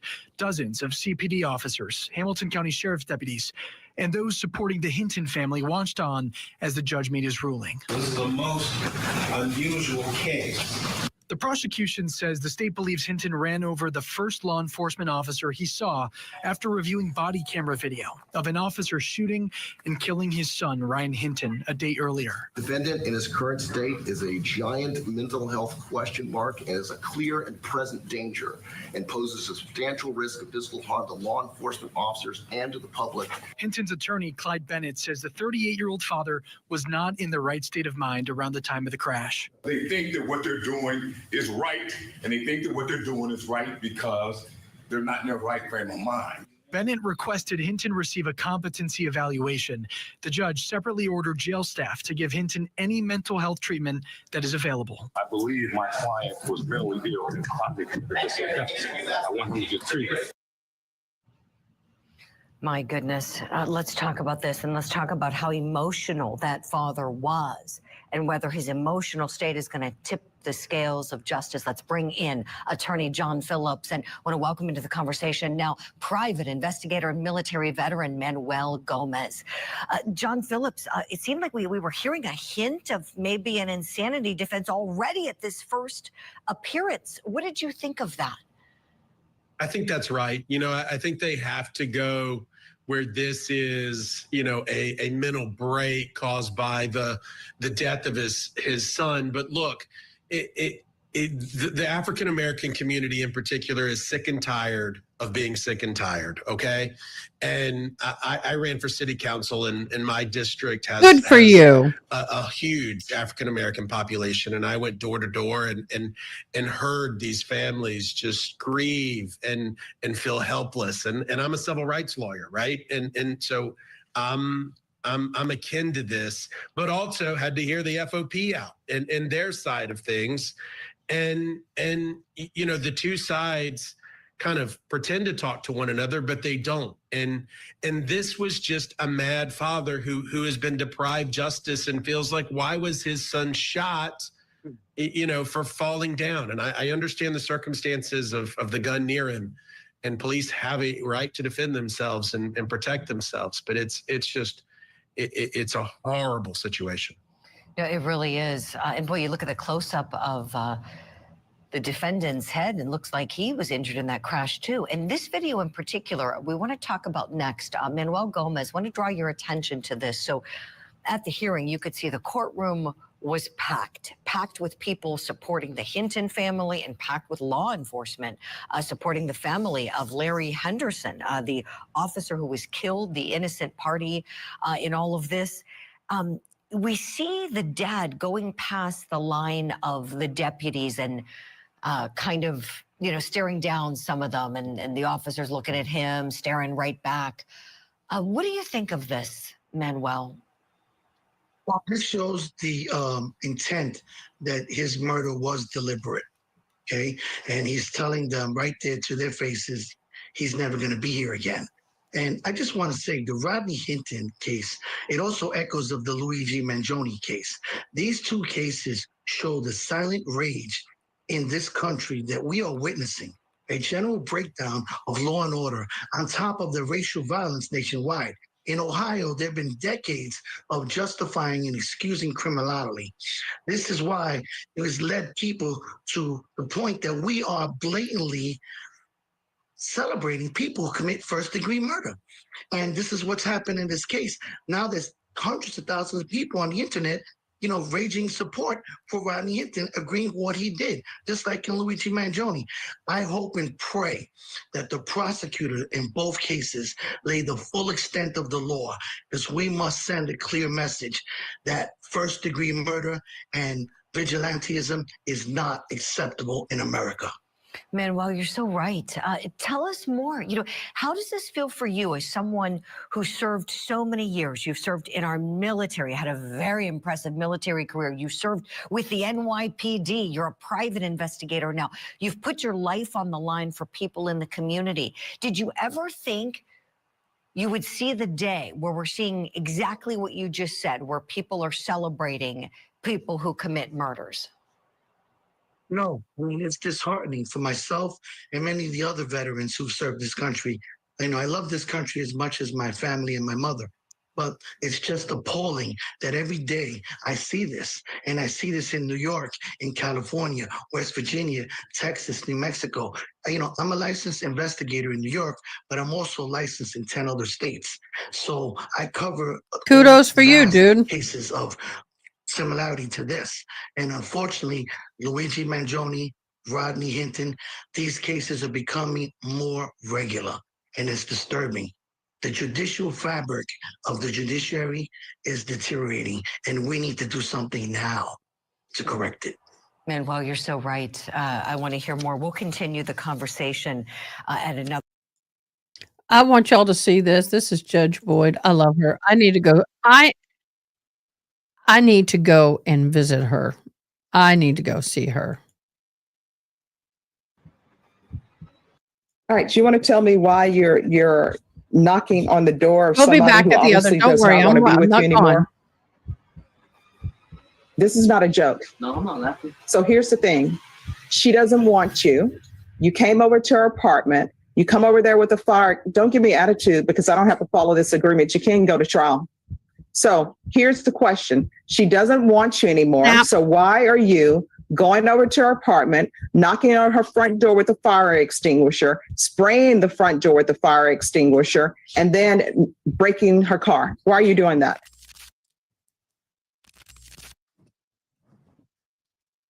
All right, the court is calling. Oh, you ready, Brenda? 2022 CR 6641. Can I have parties announced for the record for the state? Daniel Escobar for the state of Texas. For the defense? Ruben Peaceline here for the defense. And are you Mr. Medina? Mr. Medina, I'm showing you what's entitled court admonishments. Did you review that document with your attorney? Did you understand it? And did you sign it in all the appropriate places? Yes, Your Honor. Did you understand you're charged with the offense of criminal mischief, 2,500 to 30,000 as a state jail felony?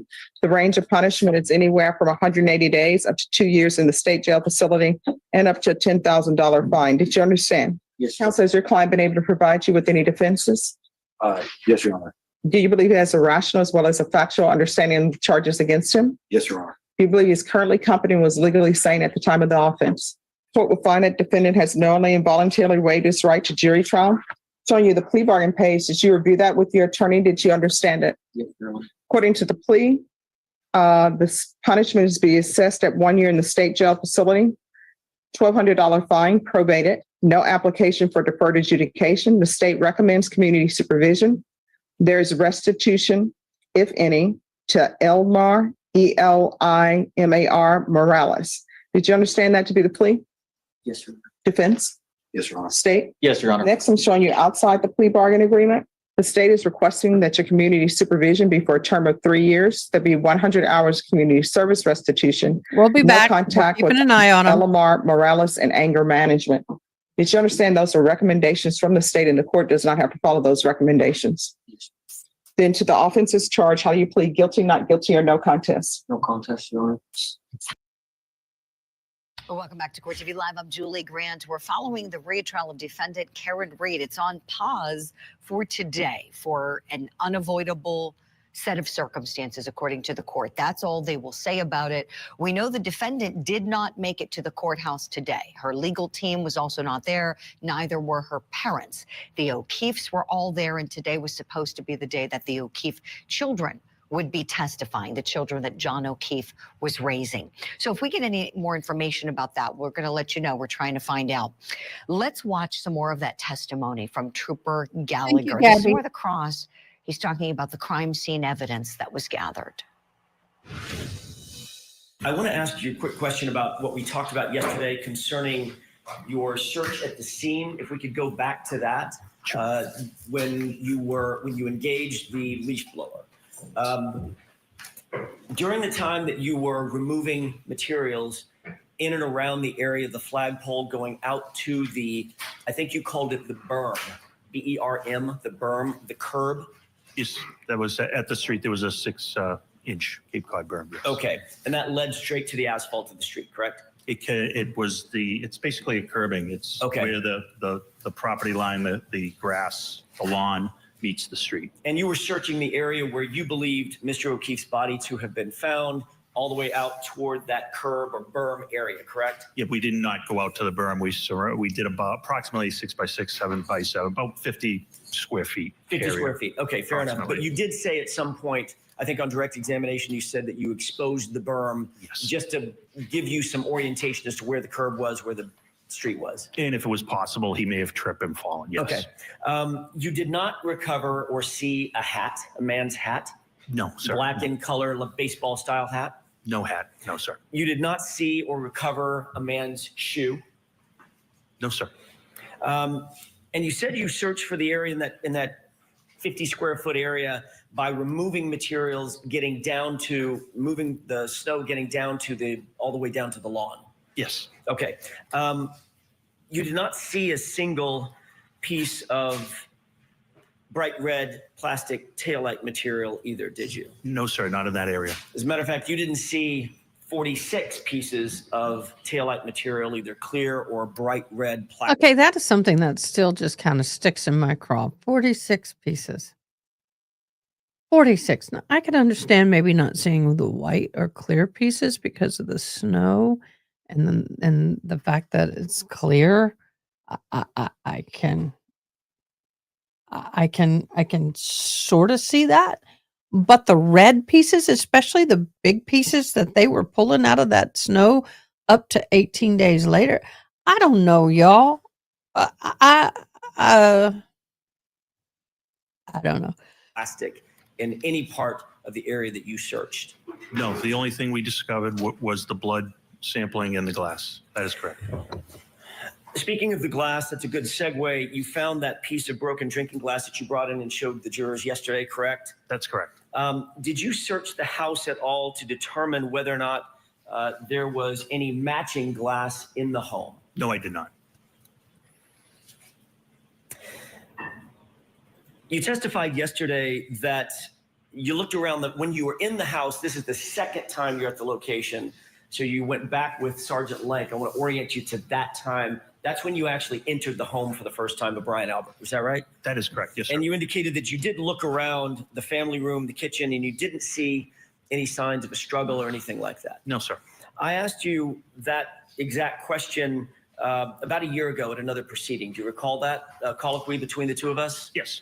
And at that time, I asked you, did you look around the house for any sign of a struggle or a fight? And your answer was no. Do you remember that?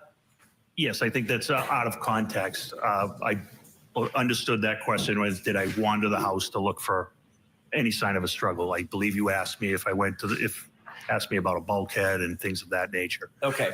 As I stood there, I have observations I can't see. Right. So I think it's just a miscommunication on what type of search. Fair enough. What type of observation. Fair enough. Let's clear that up right now then, Ms. Gallagher. With regard to your the time that you were inside the residence, you did not seek to or ask permission to look around any place other than where you happen to be standing, which is right inside that front door of the family room, sort of adjacent to the kitchen area, correct? That is correct. Yes, sir. You didn't walk into any adjacent rooms? No, sir. No, sir. Okay. You didn't walk into any, you didn't search the kitchen area? I did not. No, sir. You didn't look through the cabinets or anything like that? Absolutely not. No. You didn't look at the glassware?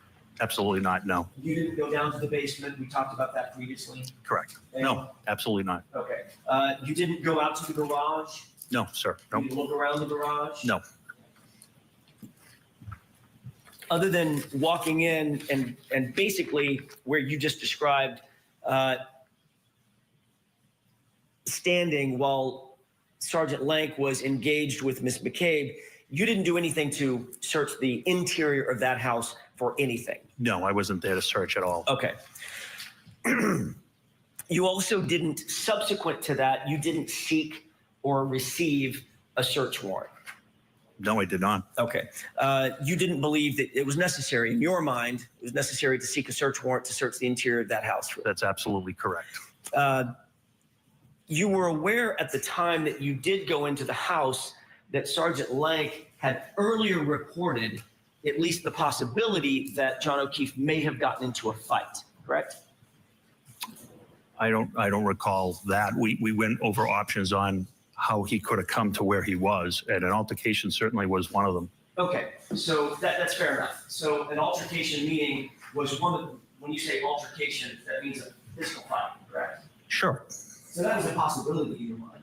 Everything was a possibility at that time. And at that time, you had the information that you found, or Mr. O'Keefe's body was found on the lawn of a residence where there was drinking, a party.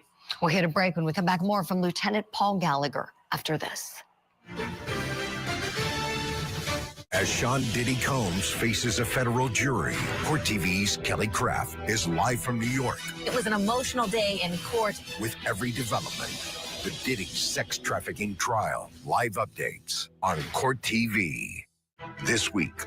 Karen Reed and Sean Diddy Combs. Yay, my hearing have aid's you working again. covered with what to expect each Turn 'em day off, let 'em in sit these for a minute. high I know a lot of stakes people want it. Opening Diddy, statements but with Julie Grant. Weekday mornings I at just 8, 7 can't. Central on Court TV. because I don't want to be a part of hearing what they did to those people.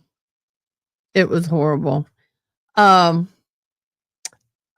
This is news to me. I don't know if y'all have heard about it. I'm going to share with you something that is animalistic. It's horrible. You can't believe in today's society that people will care so little for another human being. Normally, according to Florida law, we are prohibited from releasing the name of victims unless, of course, the victim concurs with and allows their name to be released. This event was so horrible when we asked the victim, we would like to personalize this, and we do that with names and photographs. Can we use a name and a photograph? We've got to have your permission. And he said, absolutely. Absolutely.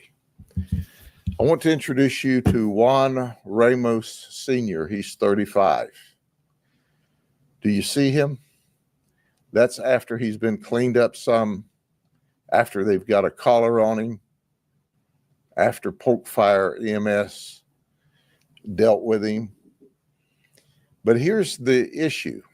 He and his wife were involved in a verbal discussion, and it got heated. He had been drinking. Make no mistake, he had been drinking, but he left. He left home to de-escalate, to calm down. He lives in Mulberry. He was walking by a car wash and also noticed a young man who was Hispanic washing his truck. So in his drunken stupor, he tried to engage the young man. He said, "Are you 13? Are you 13? He has tattoos and he says he's MS-13. The young man paid no attention to him and continued washing his truck, despite him drunk trying to carry on a conversation. And that's all that occurred there. The young man washing his truck had a friend inside the truck who made a phone call. And he called some friends and said, "Hey, they're picking on our buddy." And immediately, 4 other people showed up. Let me introduce you to them. Wesley Davis II, who was 18. Robert Friedrichs, who was 17. Ethan Simmons, who's 18. They were all in the same car. Then there was Dalton Creech. Dalton Creech is the only one from Lakeland. He was driven there by his girlfriend, Caitlin. By this time, our victim is walking north on the sidewalk on Highway 37 in Mulberry. He's walking back toward his house. He's not hit anyone. He's not started an argument or a fight. And these guys rush to him. Now, Ethan, he takes his shirt and his shoes off when he first arrives. And for those that may not understand that, in Polk County world, that means we're fixing to fight. So they approach our victim Juan Ramos Sr., who is intoxicated, and start talking trash to him. And he keeps saying, I'm 13. We'll come back to this. Let's get back to the Karen Reed. We know the O'Keefes were there, and we know the children that John was caring for were supposed to be testifying. So today was going to be a really critical day for that. We'll keep you posted if we get any answers. In the meantime, let's go back into the courtroom. We're going back to that testimony from Lieutenant Paul Gallagher. This is the continuation of the cross. Do you recognize what's depicted in this photograph? Yes, based on the location, the vehicle, the broken taillight, I believe that's Miss Reed's vehicle. And do you know when this photograph was taken? I do not. Do you believe it was taken between January 29th and February 1st? Yes. But you don't know when it was taken? No, I don't have personal knowledge, no. Do you recognize what's depicted in this photograph? Yes. What is that? That's the Stop and Shop bag that contained the 6 samples. Do you see the rag in that photograph as well? Yeah, we could call it agree to call it a rag or You think it's a paper towel? I'm not sure. It looks like a paper towel on the in the pictures, but it's a white object, yes. For all I care, it's the white thing. That's yes. Fine. All right. And do you see that that's next to a tire just at the top of the picture, just for orientation purposes? Yeah, it appears to be 18 to 2 feet, 18 inches to 24 inches behind the tire, yes. Okay. And that, of course, is the tire of the SUV. Yes, I would think so. So that would be the right rear of the SUV, just a few inches from this bag, correct? It would be a couple of feet from the bag, yes. Okay. If we could take a look at the next photograph. This is Exhibit 56 for the record.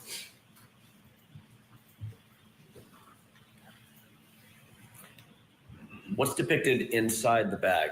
The red Solo cups. And you still see the rag in the photograph?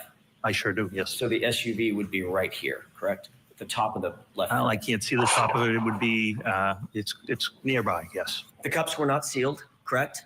The cups were not sealed. The bag was not sealed, was it? As far as I know, what do you mean by sealed? Yesterday, you brought a box in. Remember that? Yes. That box had tape on it. That's correct. What color was the tape? Red. Why is the tape red? It can be red. It can be blue. I mean, evidence tape is different colors. Normally, in your experience, red evidence tape is used to formally seal evidence bags or evidence containers, correct? Yes. That's because it highlights to the eye a visual cue. Hey, that's important. It's been sealed. It's got bright red tape on it, correct? Correct. Oftentimes, that tape has additional information on it as well, correct? You could have initials on it of who put the tape on, yes. Right. In other words, it might say evidence, correct? Pre-printed. Pre-printed, yes, correct. And it may have a place for initials to be. Correct. And one of the reasons that you initial it is because of that. If someone takes a razor blade and cuts through, or a knife and cuts through that tape, those initials are cut through. It has to be retaped and reinitialed, correct? That is correct. That is a basic protocol for chain of custody, is it not? Yes. And that's to maintain the care, custody, and control and the integrity over the items and the items inside the evidence container, whatever they may be. That's correct. Whether they are biological material, physical items of evidence, a document, whatever. Correct. None of that was done with what we just saw, correct? Correct.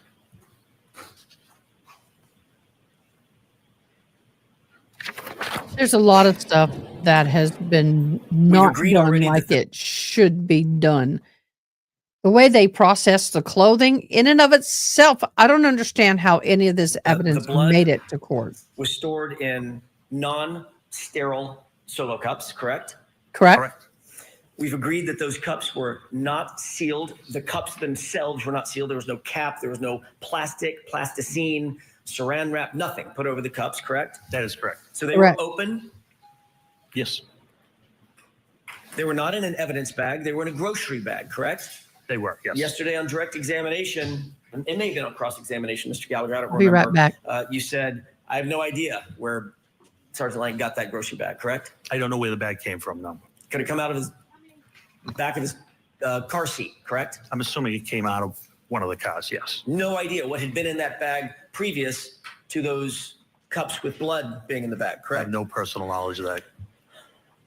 And obviously that bag, it goes without saying, is not a forensically sterile item either, correct? Most bags are not sterilized. And not only the cups were not sealed, the bag that the cups were in was not sealed. They were only closed, correct. Oh my gosh. You know, this testimony with those solo cups, I think it's the most talked about testimony when it comes to the policing that went on. Let me bring in two people who've served in law enforcement, who've done crime scene collection. I'll have to ask them if they've ever done it in a blizzard. Claudia King and Corey Pegues. Claudia, you were in North Carolina, so I'm thinking blizzard was unlikely. Corey in New York, maybe. Let's talk about this, the circumstances they were faced with. Corey, in your opinion, how bad or not bad is it that they collected the blood samples in those solo cups for the transport for testing? It's bad. I mean, seriological evidence, we know we have to go by the book. I mean, but Julie, listen, this was a homicide of a police officer. There's no higher degree of an investigation than the death of a police officer around America in the 118,000 police departments around America or members. When a member of the service is murdered, you give top-notch investigators on it, and it's done by the book. Granted, the climate, you know, the snowstorm was a snowstorm, but it doesn't matter if it's 99 degrees outside or if it's a blizzard. When you have a homicide, especially bumping up to a police officer homicide, you have to be laser focused and do everything by the book as much as you can. Now, I understand there's some flaws there, but there's too many flaws here. It's not a couple of mistakes. There's a litany of mistakes during this investigation. And finally, my heart just goes out to John O'Keefe family, because I don't know if they're going to find justice. If she's found guilty or not guilty, we're all still wondering what happened. Sure. Corey, thank you for that. Claudia, I want to get your thoughts on the solo cups. How bad, not bad? What are your thoughts on it, please? I echo what Corey just said. It's very bad. And especially when you look at a small town, it would have been really easy to truck on back to the PD and get the actual supplies that they should have utilized. So there's just really no good excuse for this at all. And again, echoing what Corey said, that wasn't the only mistake that they made. It was just one after the other after the other. And unfortunately, sometimes that's what you see in smaller departments. They don't have as good of training as larger departments. They don't have specialized people doing the crime scene analysis and the evidence collection. And this is where we end up. You're so right. Claudia King, Corey Pegues, we're out of time. Great insight from you both. Thank you so very much. We'll see more key testimony from the Reed case right after this and later. A live report from New York City as Diddy's sex trafficking trial is underway.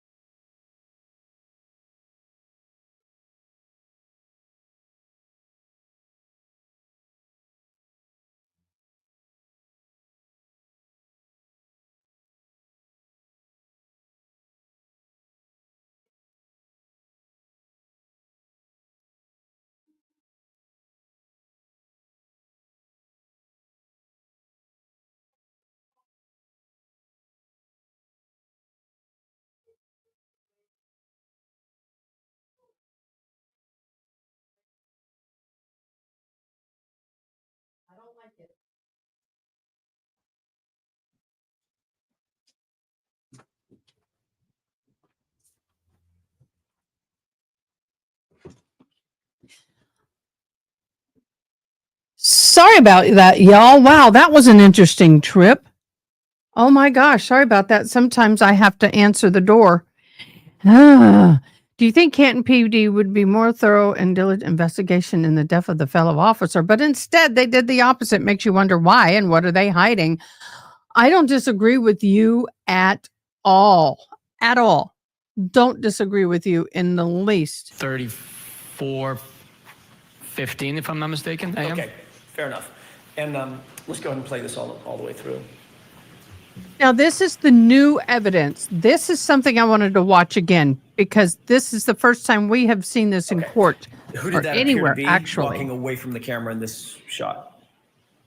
I'm not certain. I would be suspecting or guessing if I gave you an answer, but I'm not certain who that Lady is. Jane, no. As best you can But we appreciate determine, you being here, love. Come does back he and have see the us same again. stature? Thanks I a know you can't bunch, see his boo. face. Same stature, same clothing, jeans, shoes with white stripe around it, dark hooded sweatshirt. That's your lot of Higgins talk, using Buchanan on the stand for the jury to just keep thinking about Brian Higgins. That's the defense strategy, and they implemented it with that witness. Let's head to Dedham, Massachusetts now. Matt Johnson, Court TV crime and justice correspondent, joins us via phone. And Matt, boy, a big surprise today. Everybody expecting another day of court, and not happening. What can you tell us, if anything? Still a mystery? Kind of still a mystery at this point. Nice to see you, Ted. So I can tell you that this is the calmest that this courthouse has been in weeks. I am seated on the courthouse steps here in Dedham, Massachusetts. By all accounts, we thought that day 15 was going to be pretty dynamic with the niece and nephew of Officer John O'Keefe, the victim, on the stand testifying, but there wasn't going to be any cameras. So I bought a pen and paper. I was going to do it old fashioned and report during the court breaks to our viewers what was happening. And, you know, making our way to the courthouse today, I noticed that some of the O'Keefe family were already in the parking lot being escorted by the state troopers to their cars. And you don't normally see that. Normally they're being escorted the other way. And right at that moment, I received an email from the Commonwealth, from the court spokesperson, and it reads this: "Good morning. Please be advised that the trial in Commonwealth versus Karen Reed is not taking place today due to unavoidable circumstances." And then it's signed by Jennifer Donahue, the court spokesperson. But this came out in the 8 o'clock hour. This was at 8:36 in the morning. So just moments before the proceedings were supposed to start for day 15, Ted. And then outside of the courthouse, I make my way over, and there is state troopers everywhere like you would normally see. I saw the O'Keefe family, other members, the primary members, Peggy and Paul. They were getting into their vehicles. I didn't see the niece and nephew, but Adam Lally was speaking with them on the side of the courthouse. And then everyone leaves. He makes his way back in. I also saw Hank Brennan here. Okay, guys, I'm going over to another streamer. No, I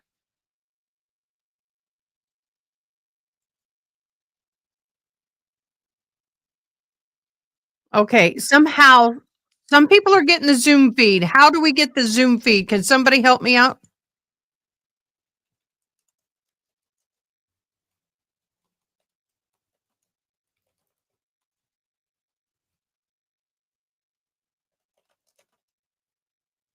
Call the court and talk to the media representative.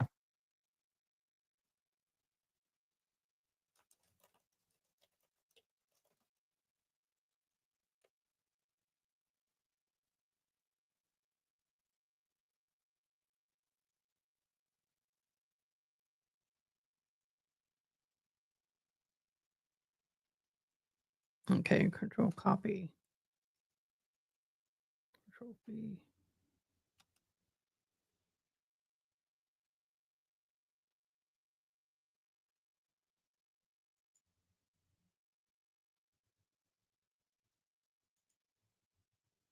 Let's see if I can get.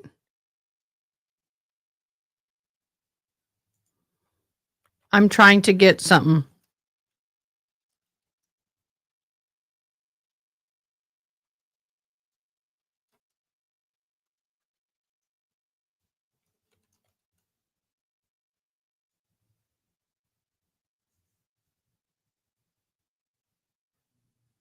Yeah, I'm going to make a phone call to them and see if I can't get it.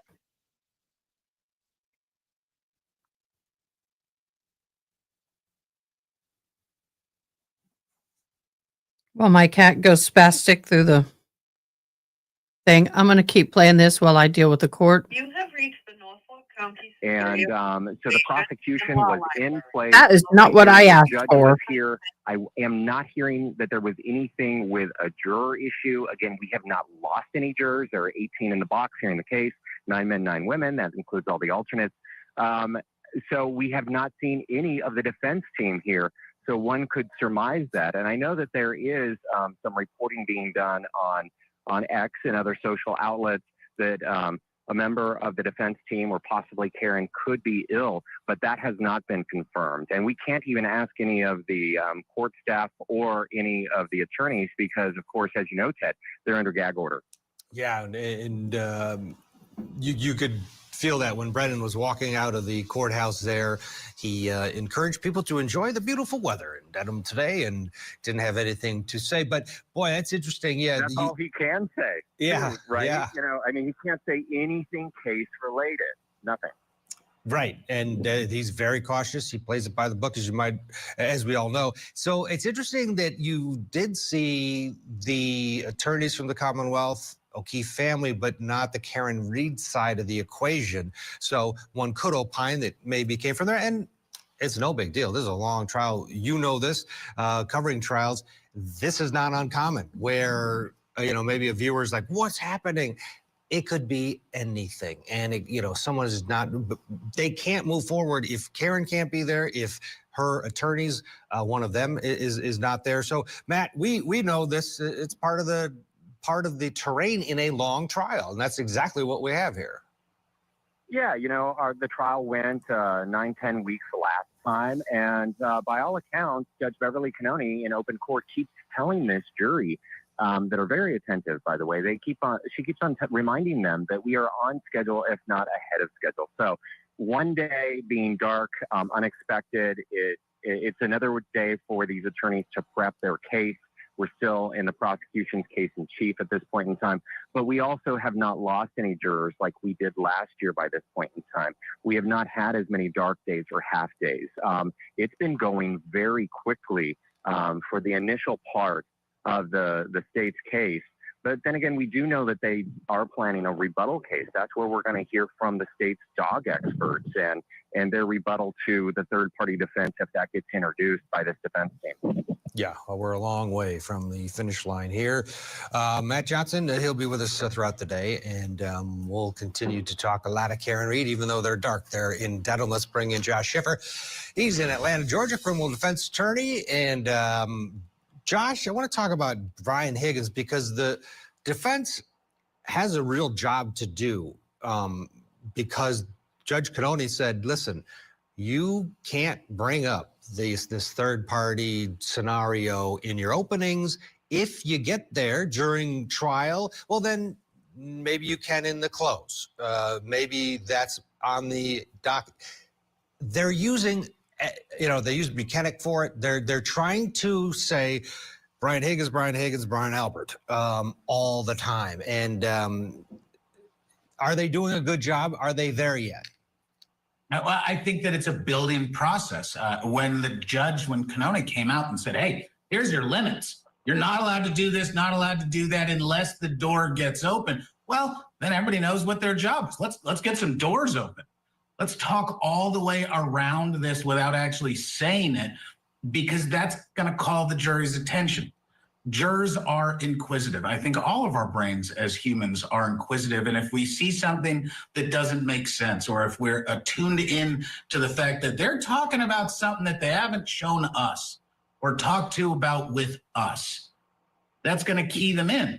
And you could argue that the defense does a better job just dancing around something they're specifically not allowed to bring up, because then it's going to lodge itself in the jury's brain. The jury has that burden beyond a reasonable doubt. They know when they're being tricked. They can feel that. And that arguably is a really good way to win cases. The Higgins behavior and Albert's,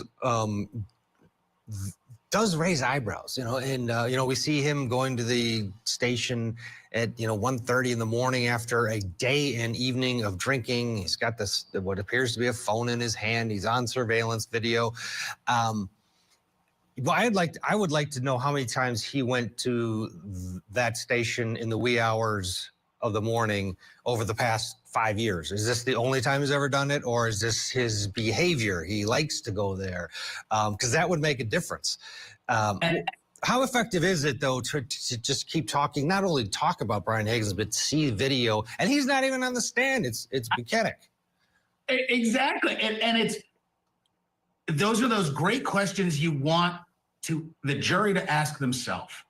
And sure, it would be great if the lawyers could gameplay and outthink and get in front of every one of these possibilities prior to trial. And there's tons and tons of prep that went in. But if you can convince a jury to ask themselves these questions, wow, I wonder if that was normal. I wonder what set this apart, or if this is standard. And then they're going to tilt that around in their brain. And if they don't get an answer, it's going to remain a question. That hurts beyond a reasonable doubt. If they do get an answer, what direction did the answer lead them? Is this totally normal? Okay. So there's no live courtroom, no Zoom available. Although I could have gotten it, it would have taken me a little bit of doing, but she said I could have gotten it.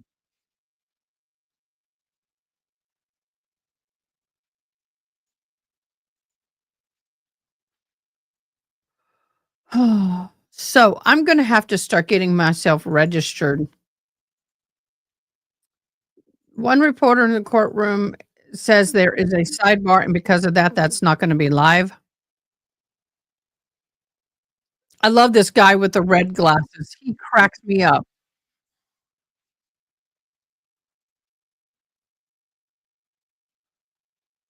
Let me look. So there's not much on Twitter right now, or X, or whatever you want to call it. So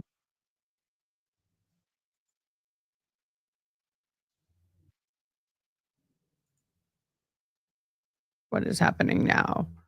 So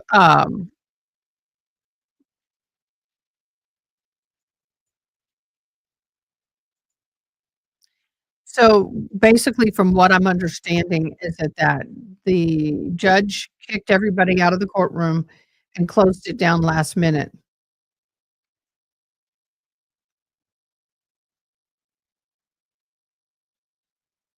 The judge has decided to close the courtroom. I was asked to leave probably due to who was asked to leave? Yes, it was canceled by the judge. That's what I just said. Thank you, June. It was just canceled by the judge. Who are you reporting as I was asked to leave the courtroom? Jonathan Hall. Oh, okay. Gotcha. Yeah.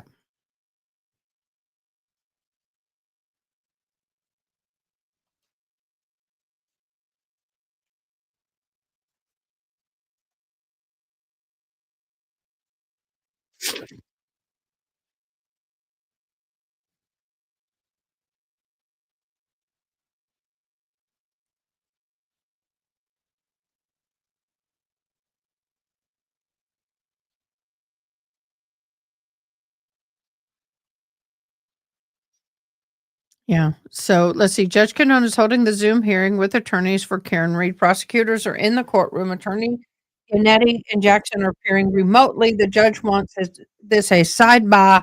I'm the only reporter in the courtroom, which is Jonathan Hall. And she had closed the courtroom and kicked him out.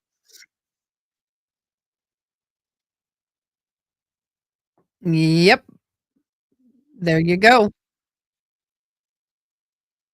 But we are waiting.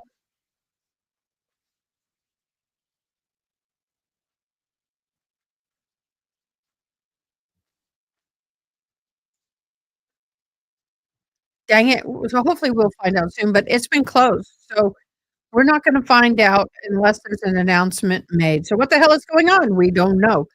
I know that they're talking possibly the fact that Karen Reed may be ill, but this seems a little more than just an illness.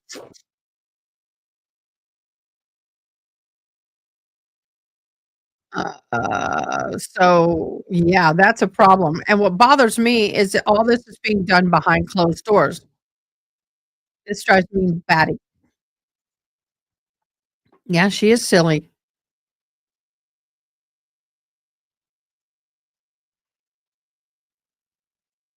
So I think this has to do maybe they're throwing her case out, that would be sweet. I think that this has to do with more than just an illness, in my humble opinion. They don't do this for illness. Something's going on, they don't want the prosecution to hear about it, they're doing a sidebar. I heard that Karen and her attorneys were gonna be live at Zoom. Well, I don't know if but for sure her 2 attorneys were. Pled guilty or something? I don't think she's gonna plead guilty. No. The kid's information, it could be attached to that. Maybe there were threats, maybe somebody was leaking stuff that shouldn't have been, I don't know.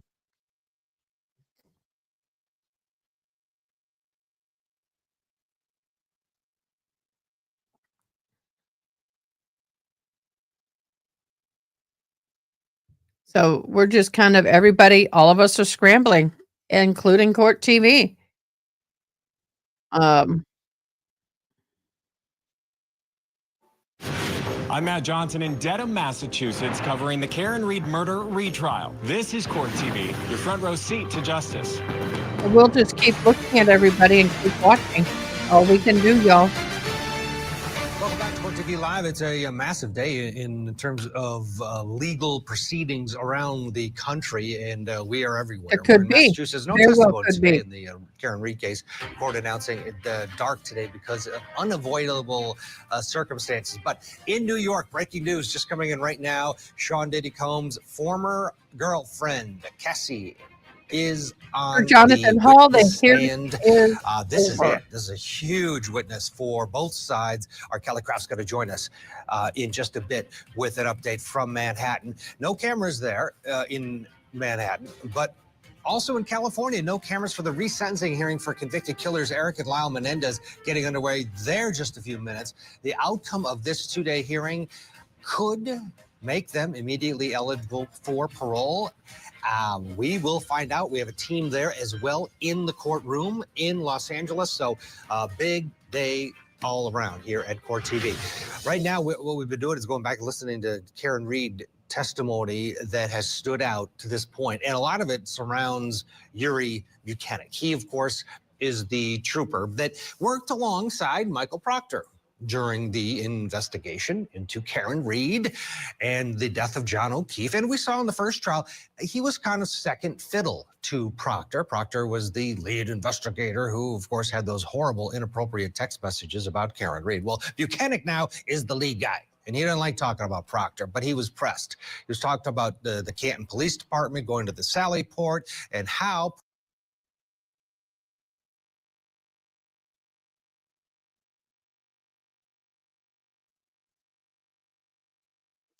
Okay, so I'm trying to Proctor do was too many seen things. over there by Breaking the news. taillight. Take a listen. Okay, we already seen that.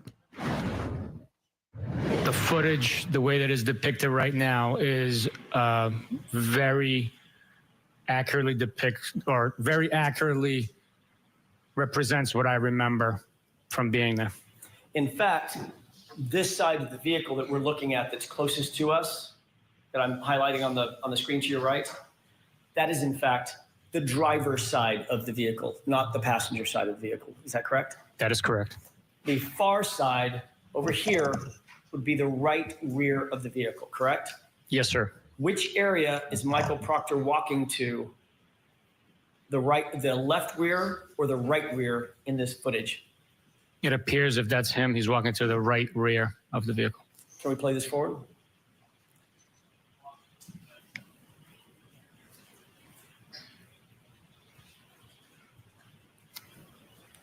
And do you see Mr. Proctor's head above the SUV? Yes. And watch him as the tow truck driver walks by. Did he appear to move? He shifted weight, yes. And it appears that there's another person that showed up in the footage, an anomaly of some sort. walking off screen left to right. Is that right? That's what it appears, yes. Is Mr. Proctor still at the right rear taillight area? He's in that general vicinity, yes. Let's go ahead and play it forward. A little bit further. Pause. Okay, guys, let's do this. I got a lot of things. I got homework I got to get done. I've got a lot of things that we're getting ready to go into my finals for my semester. And then I go straight into summer in about a week after that. So what I think I'm going to do, and if it's okay with you guys, and we'll be monitoring. So if anything happens, we'll hop in. But I think for today, we're going to call it because I really need to get a lot of work done. I need to get studying done. If you good Twitter aides, I'll monitor it. I don't understand that. Can you retype it, please? I have X. Is that what y'all are calling Twitter? I do have it up. I am monitoring. I just don't know the people y'all monitor. I monitor through Jonathan Hall, Ted Daniels are the two that I do, and also the Karen Reed movement. So those are the ones that I see that I kind of Karen Reed updates. If anybody is finding for some court today, I'll be in Worcester Superior Courtroom. Oh, okay. Well, Aiden's going to be in court today.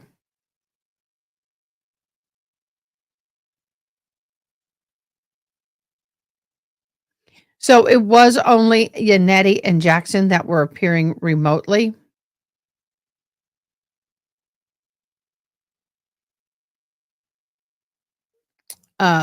So there you go.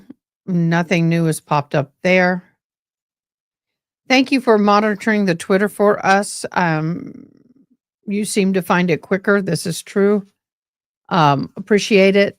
Do me a favor, Jason, if you're a part of our Discord, start a private chat with me. I will hop in and out. I have no problem hopping back on if we need to. I have no problem hopping on if we need to. All right, let's see what this is. So 10-minute hearing, no Zoom. The speculations will continue. The only thing Bev have called is Discord's docket is a 304 for Aruba. My bet is still the lizard people. Okay. So, okay, you'll let Ronnie know? Okay. Ronnie, y'all two stay in touch. I have my Discord up. Jason, you can connect with me there as well because I need to take a minute to go back live and we will do that. But we will keep, keep us posted.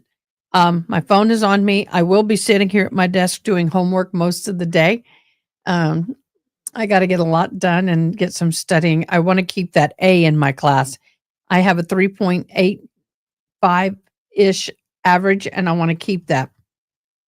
Yes. I want to get into either law school or my master's program. Don't know which yet. So I need to keep my grades up. Yes, join us on Discord, y'all. Please join us on Discord. If something happens, we will post it in our Discord.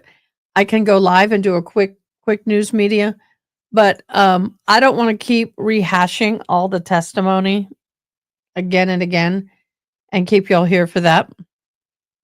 So I want to thank everybody for joining me today. We will be possibly popping in as soon as we know something. If not, we will be here tomorrow. It looks like tomorrow morning, though, will be the children.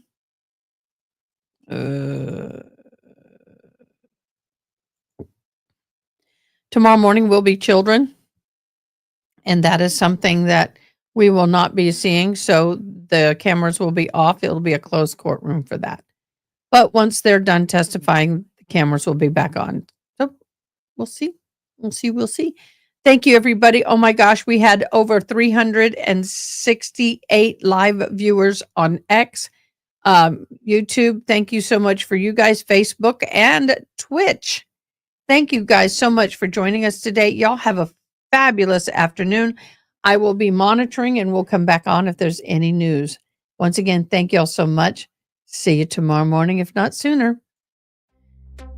Thanks for watching.